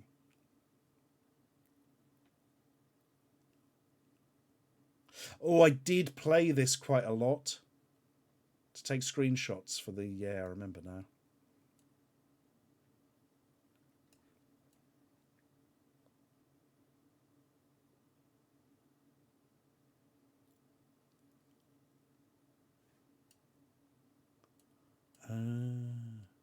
Yeah, the specky ports on the Amstrad. Absolute Satan's dribble.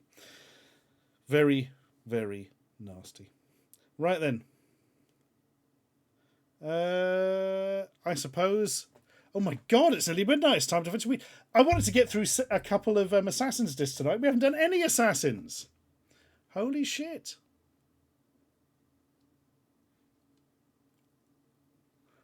Oh, can we fit in one Assassin? I don't know what is... Let's see what is on. Let's do Assassins till 3 a.m. No, Dave. I need to be up in the morning. I can't even remember what disc we're on. I'm on 198, apparently. Scottish Football Manager. Viper... Oh, Scottish Football Manager is going to take forever. Surely. Oh, my God. No. Not going to do it. Not going to do it tonight. Right. We might catch up with a bit of extra Assassins on Sunday or something. We'll see how it goes. Oh, fuck it. Let's do one. Fuck it. Let's do it live. All right. We will do an Assassin's disc. Or at least one Assassin's game.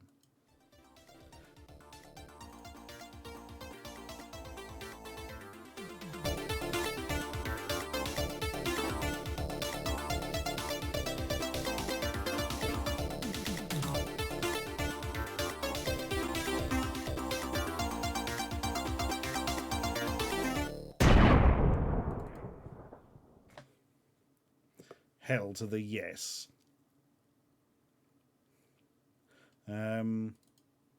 Right, this now I'm going to fire up the Amiga emulator, which shouldn't take long, and put in disc 198. Right then, new music? Ha, no chance. Oh fuck, I haven't loaded in the configuration. That's not going to get us very far.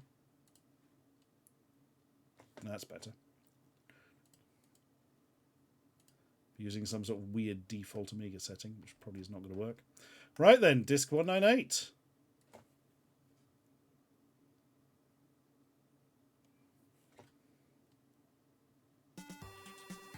Blackadder.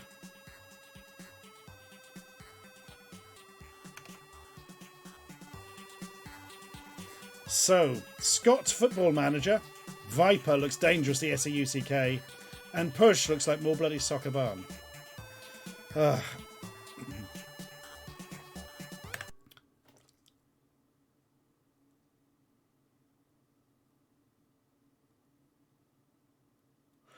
Scottish Football Manager, written by Callum Davidson. This is a PhD version of Scottish Football Manager. In this version, you can play the 5 seasons of club of your choice. So it's just a demo. Boo! £10 for the game. That's a lot for shareware at the time. The average was like 5.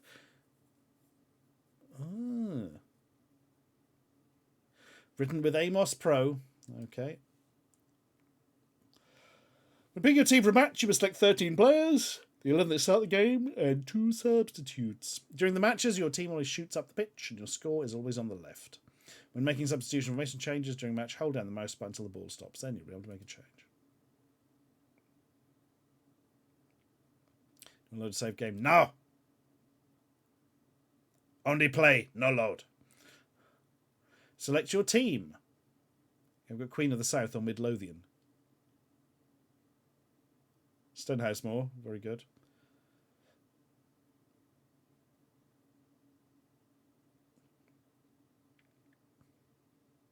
Queen of the South, there we are. Where's Midlothian? Come on. So I remember from... no, I can't find Midlothian. Oh. Pick Hamilton, says Bubblegum Bunny. All right, then. Hamilton, the musical. Can't find Hamilton.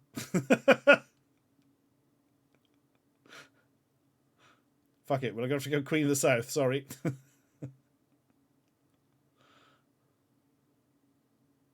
Oh, no, found it. Yay. Right. Hamilton versus Queen's Park. Oh. Forfar? Is that the name of that mouse from the sort of Middle Eastern Mickey Mouse rip-off children's program thing? Where I believe Forfar was murdered by insurgents or something, like in the scheme of the show.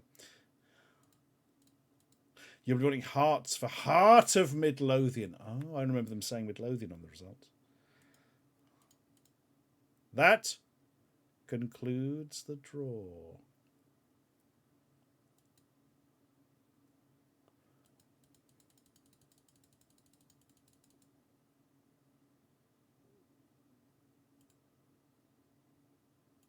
Please, sir, can something happen?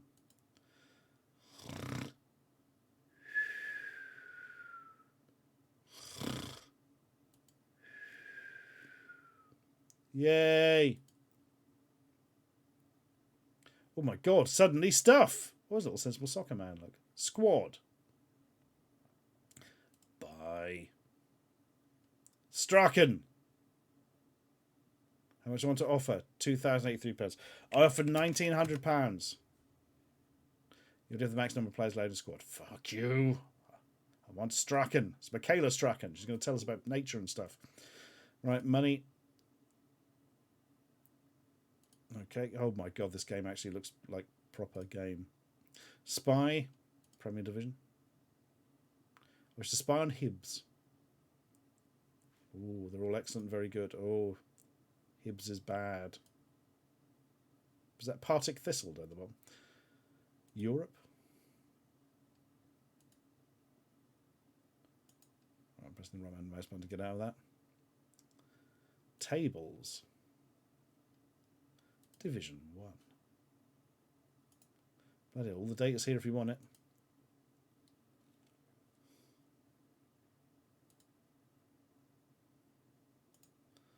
Okay. Disk is going to be save load, isn't it? Ground. We'll grind their bones to make our bread. Info. This is your pitch. Can we make a hot dog stand or something? Build north. Terracing. Yes. You don't have enough money. Fuck you. Right. Let's have a match then.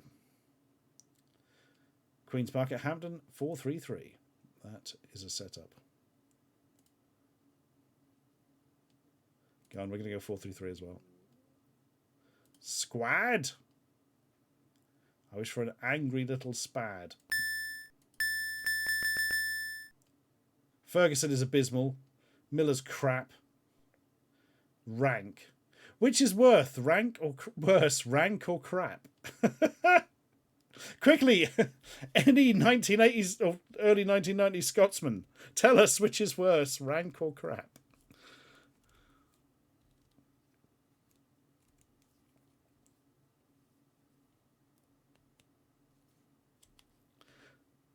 Yeah, rank is worse than crap, apparently. Wee jobby. Wee raj. So rank is worse. So we'll go for crap. Abysmal's going to be the worst, surely. Right, so 4, 3. Oh shit. 3. And we have a goalie, rank or abysmal. Let's have rank. What? Oh, you got to pick 2 subs, haven't you?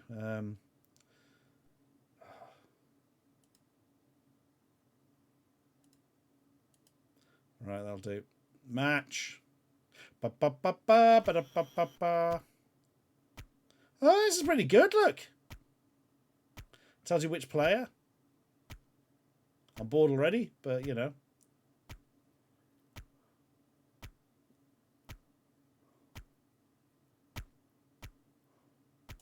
If you hold the button down, apparently, when it comes to a stop. Nope, nothing's happening. That's because the ball's not stopping at the minute, is it? I suppose you can't just call a sub in the middle of nothing.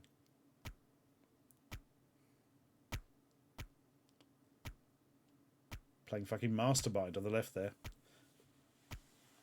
Oh yeah, there is literally a sub button, yeah. There we are.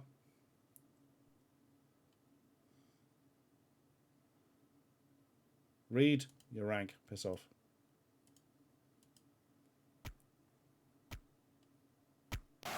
Oh shit, was that us scoring? Yes, I think it was.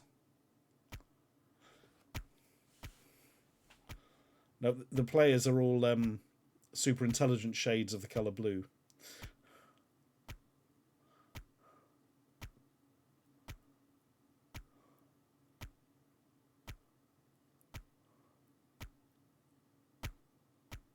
He must score! Saved easily.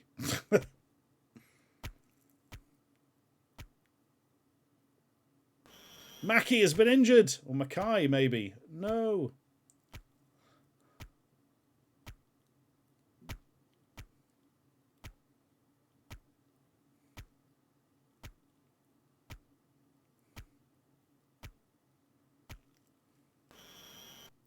Jack has been booked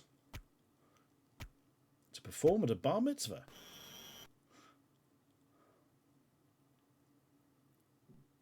Right. Good. Has game finished? Yep. Attendance 234 million. One yellow card each. Which doesn't go. Hamilton won.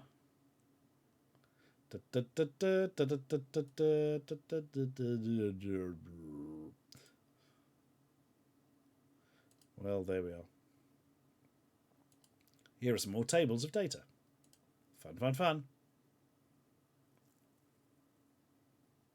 Yeah, SDAX. I have a specific channel for it, but they just get copyright nuked into oblivion, unfortunately. Right. People who are into Football Manager simulations, you are going to have to help me out here. How good is this? This seems fairly decent. Beardy says you did well considering you played your goalkeeper as a striker. Oh, good. I wasn't quite sure how that was working. Why do Football Managers control the building of extra stadium parts? This doesn't seem right to me.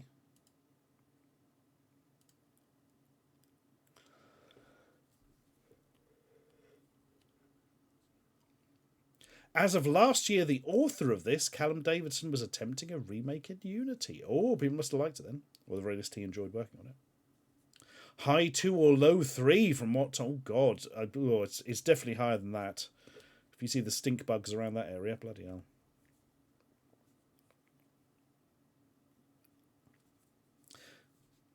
Football League's automatic 1 or an F. Yeah. A man-onger. Away in a man-onger. No crib for a bed. Beardy says 4. You see, I have no idea, because it just seems like nothing spreadsheet game to me, but I'm not into this kind of thing. DH Fish says they'd play it. Sabrina says 5 for the game's use of the words crap and rank. Fair. I think we're probably looking at a low 4 of this, aren't we?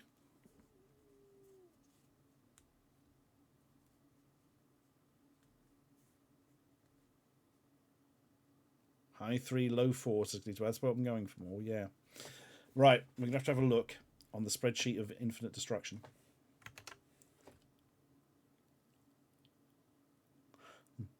Ali McCoist, director of football. You'd build an airport, send your players for massage days, and all your players were signed in dodgy auctions with soft jazz. Just like real life. Never bloody heard of that. I'm going to make a note of it.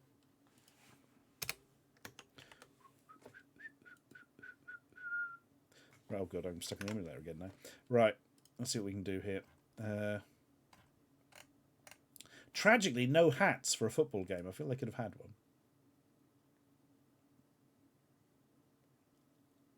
It seems a bit of a cop-out just to put it on, like, bottom of the 4s, but I really don't know how to...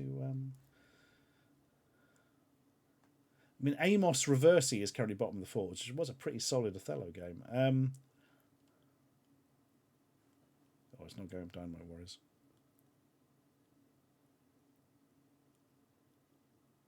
Right. It is a demo. Oh, fucking good point, Kamara. I had forgotten. That knocks it down to 3. Yeah. Currently, weirdly, Smidge is top of the 3s. Excellent platformer, but only a demo. The full version was Morton Strikes Back. Right. I think we're going to put this a little bit down in the 3s. Above Tubes, but below Metagalactical Armours. Right, 198. Scottish Football Manager. 3, no hats. Demo only. Decent seeming football manager game. The UI is really well put together. It's all clear and everything works. Mooglemania says, Haiku review. Click buttons. Score goals. A flea circus football match. Hope you like spreadsheets. Right. That was alright, wasn't it? Strong start. Not something I have any understanding of or interest in, but a strong start nonetheless. But what's next?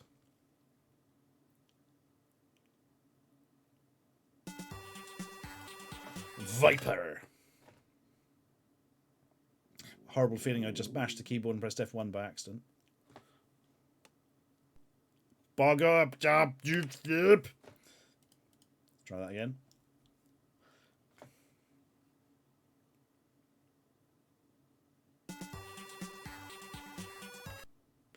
Right, should be good this time. Planet Productions written an SEUCK game.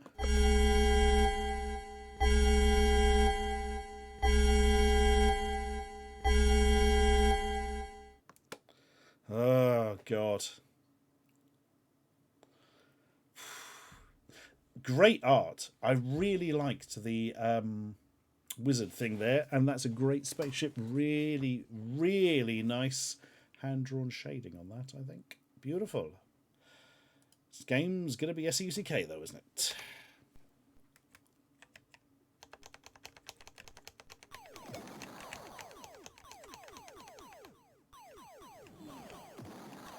Little Iridium-style ships. Weirdly, this seems to play slightly smoother than most SEUCK games.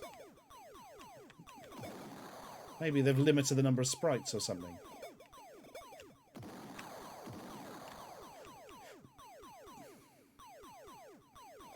Blades never die.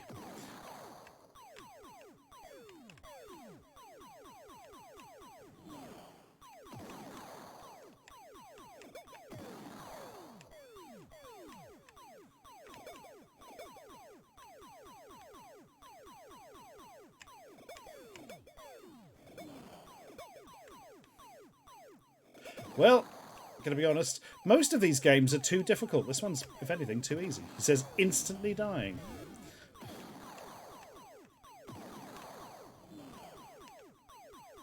It still amazes me how much better SAUCK was on the Commodore 64. Whereas the ST and Amiga versions, which are pretty much identical, are pretty nasty.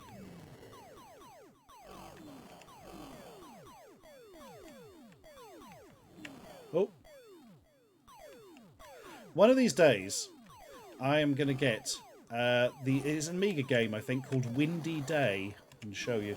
Windy Day is written in SAUCK, except it's not a shoot 'em up, and it's side-scrolling, both of which are kind of technically impossible. But it didn't stop them.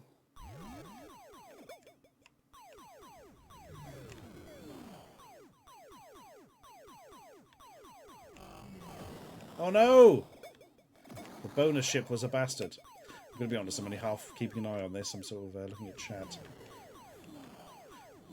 I should pay more attention. Ah, bollocks. They're lethal, those ones, aren't they?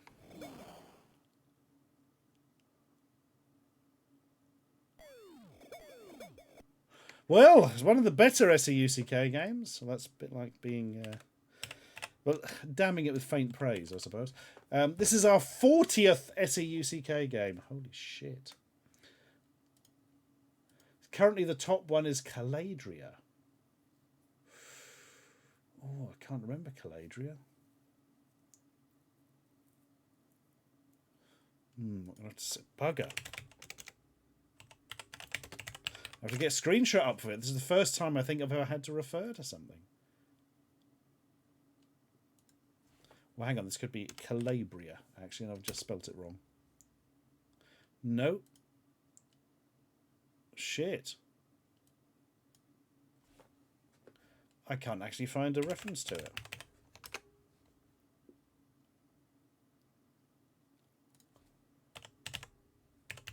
Oh. Just seen a video pop up that says, huge YouTube change has ruined many channels. Not sure when that happened. I've heard of that. There was a hat on the title. Oh, that's true, Rhys. Yep. That does totally count.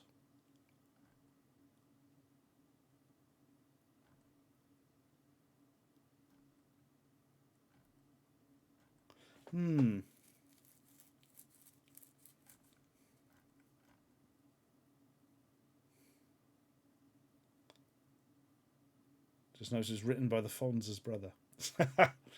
Stevie Winkler. You just made this game up in a fugue, because I'm going to have to annoyingly go back and load that bloody disc. 16. Oh shit! I don't think I've got 161 still on here. I clean them out every so often, so it doesn't make it impossibly difficult to get through. Oh, I'm glad you're enjoying them, Psychoella. We're always here, except when we're not. So I point that out. Oh bloody hell! I don't. Oh, right, hang on. I should have immediate access to one of the many archive discs. 161. Yep, got it. Right, that did not take long at all. Usually all of these are on YouTube somewhere. People have gone through the Assassins. Oh, it's Galadria.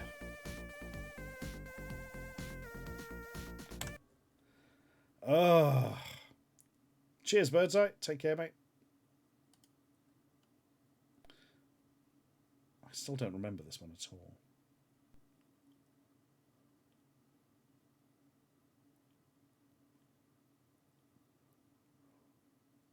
Oh my god, this... yes, I remember... yeah, I remember that. Right. I remember what the game's like internally. Yes! Bloody Star Wars sound effect.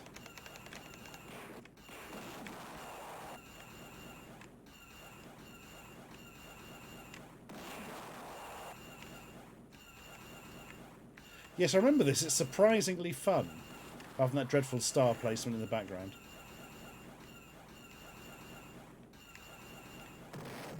Oh. Yeah, okay, this is slightly better than the last one. Right. Now we know. Well, I think this is better than Fatal Mission 2, or the last one was. Oh, there we are. Right. That's actually going to go in above Fatal Mission 2, but below Slime Line. Slime Line. Right. 198. Oh, I've got to rename Galadriel, haven't I? There we are. I've totally forgotten what the bloody thing was called now. Oh, well, I've got to swap discs back anyway.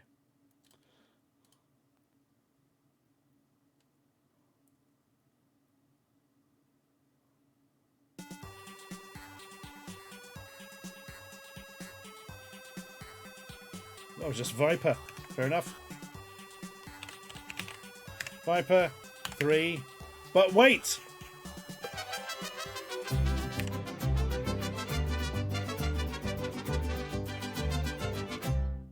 Yes. So much hat.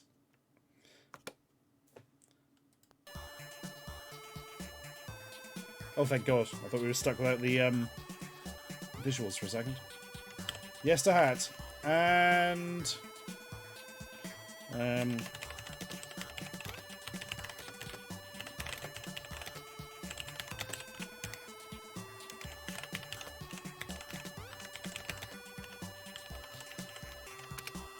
right, done.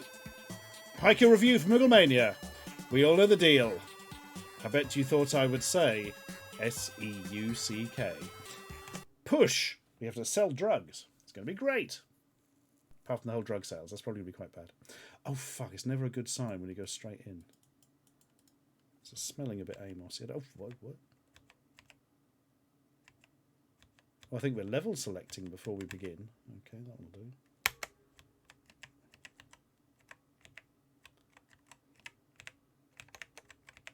Oh, shit. The blue ones are the ones we're pushing. Oh, God. This is a fiddly boy, isn't it? Oh,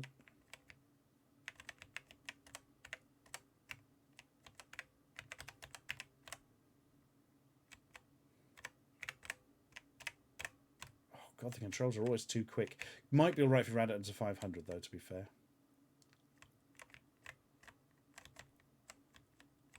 Oh, God, what a horrible start level. Tell you what. Let's restart this. There's an A500. We'll give it every chance.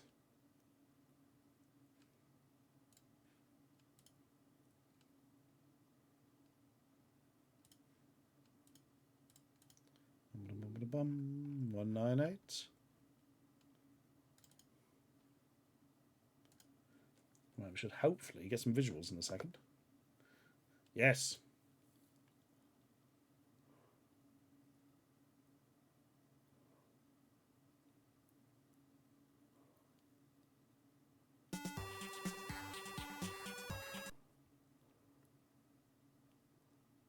Right, let's not try. Yeah, let's not try and start on level 99 this time.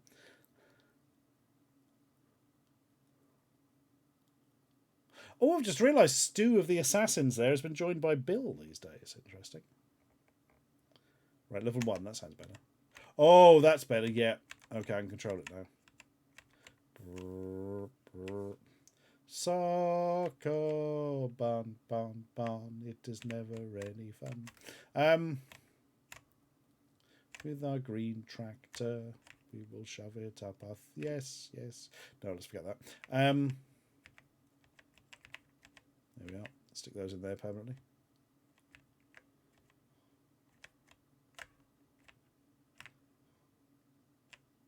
Oh, better deal with that one first.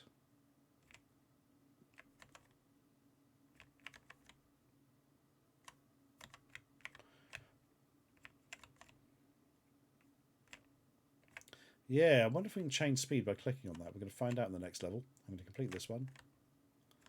Then we shall see. Clockwork.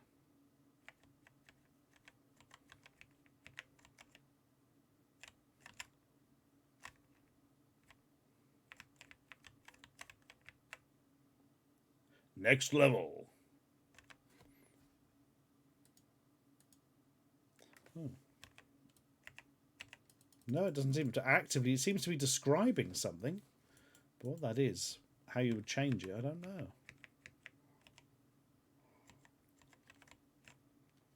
Well, there we are. Soccer bun for a Another generation. I don't know. God. So many of these. It's perfectly serviceable. There's no sound. It's very basic. The level design seems quite good. Like even the highest level kind of made sense that we saw the 99 one. Yeah. Let's see what is our highest rated soccer barn? Because 6 is our 17th soccer barn. Oh, Paradox was much better than this. No. Oh, Interlock was more fun. That was the one that was trying to be forced perspective but was slightly off. Sklarkio, thank you very much for your raid there, sir. Yeah, Interlock's better than this. Soccer Barn is better than this. Polymorph is better than this. Oh, God. Brain Shave. Ooh, Brain Shave is nearly really good. It was ruined by its controls. This isn't really as good as Slider. God, I think Enigma was better than this. I think this works better than Puzzword. Puzzword was trying to be something clever, but it didn't really sort of work. Oh God, they get into shit soccer barns. There's an absolute quality drop off after Puzzword. Right, we'll start looking down below. Battle Cars 2 is better. Battle Cars is probably better. Oh God, I think this is better than Jelly Quest. There we are. It's going above Jelly Quest, relatively recent game, but below Claws the Cat for a 3 there. Push. No hats. Basic soccer. Oh my God, Chips Challenge, Sklarkio. God, I played that for hours. It's the only game I had from a Lynx in the bloody early days. Basic soccer barn game with green tractor sprite and no sound. Something to remember it by. Good God. Haiku review from Mooglemania. Yet more soccer barn. Its appeal confuses me. Simply adequate. Yeah, Chips Challenge is far more in depth, isn't it? It's a bloody good game, Chips Challenge. Isn't there some weird Steam version out that came out like a few years ago? Well, it's interesting that the top 5 are now Scorch Tanks 1.75, Deluxe Gallagher 2.0, Llamatron, Orc Attack, and Gravity Force 2. Everything on there except Llamatron and Orc Attack have better versions that may come up as well. Good God. Right. There we are. We did it, team. Disc 199 next time, and maybe Disc 200 if we have time. My God, the end of an ear-roll. That means the website I look at that shows me what games are on which disc will be outdated because it only goes up to 200. I have to look on a bloody text file to find the rest. Next time we will have Popcorn, Defender, and Mastermind. Oh, if it's a good version of Defender, fair enough. We've got enough bloody Mastermind games. 200 is more interesting. Cave Runner and Battleships. Yeah, Cave Runner's probably Load Runner. Battleships. But Pub Darts, which is going to be a 180 knockoff, I think. Should be very interesting. Right then. Time for us to shuffle off this stream. But before we do, it's always nice to have a jolly song. And I tell you what, tonight we're actually going to have a fan favourite. And I mean that like in a genuine sense. Not in I'm going to show something dreadful like Melissa Gilbert. To see in the new year for the second time. It's going to be this. Set your pumps to pump.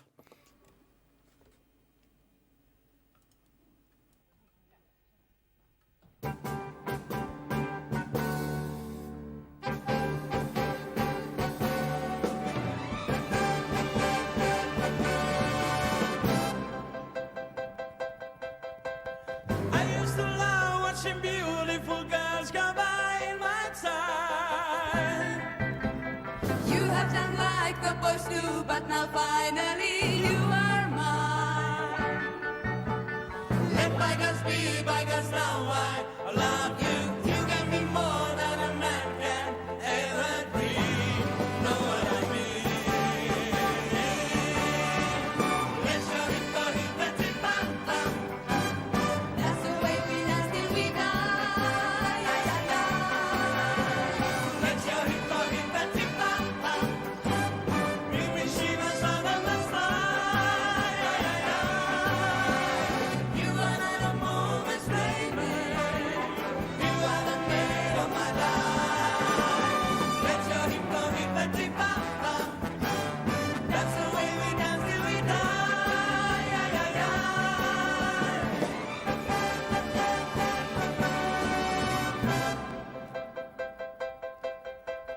I used to worry so much about all kinds of little things.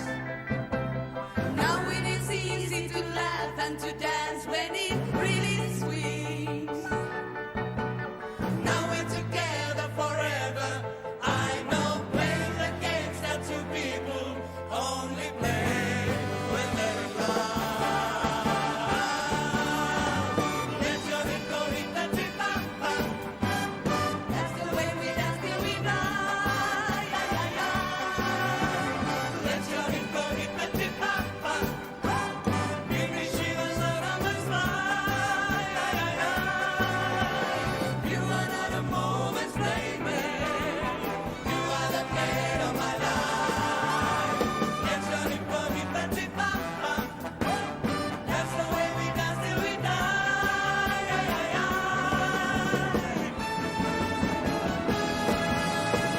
Let's go hit, let's hit, bam, bam. That's the way we dance till we die. Let's go hit, let's hit, bam, bam. Give me shivers on my spine. Let's go hit, let's hit, bam, bam. That's the way we dance till we die.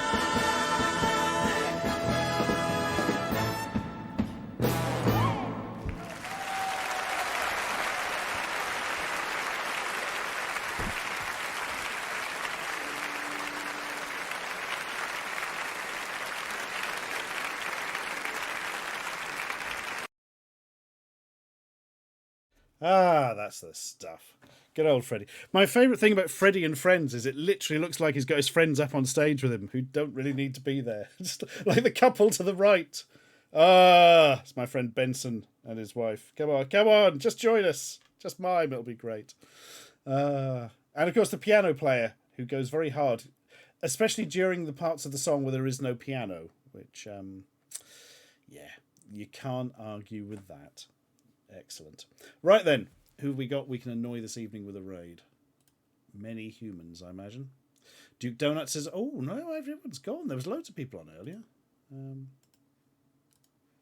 was going to say Noodle was on, but Noodle's UK based, so, yeah. Basically, what is Charlie playing? Charlie Farr? Oh, playing the astonishing, frankly, version of Eye of the Beholder on Commodore 64, I think that one, isn't it? Yes, it is. Definitely the 64 version of Eye of the Beholder, which is astonishing. What's Duke Donuts up to? Something with horrid little men. Bit of hardware capture check.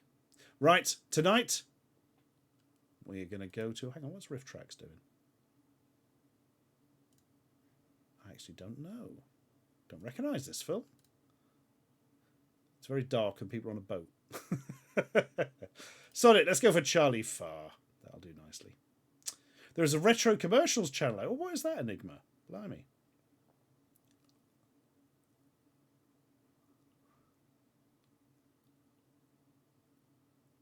Just literally interested for my own reference, frankly. Retro commercials. Thank you very much. Retro commercials. Oh, yeah, there we are. 24/7 retro commercials. Fuck it, let's raid that. Why wouldn't you? Why wouldn't you? Right. I think that is something you guys are quite interested in. Righty-ho. Take care, folks. And I shall see you on Sunday, hopefully. Don't know what we've got going on. There's a couple of bits I want to do on Sunday. And to see who is free, I think, and go from there. But I shall hand you over to retro commercials in 10 seconds. Cheers, folks, and take care. Goodbye.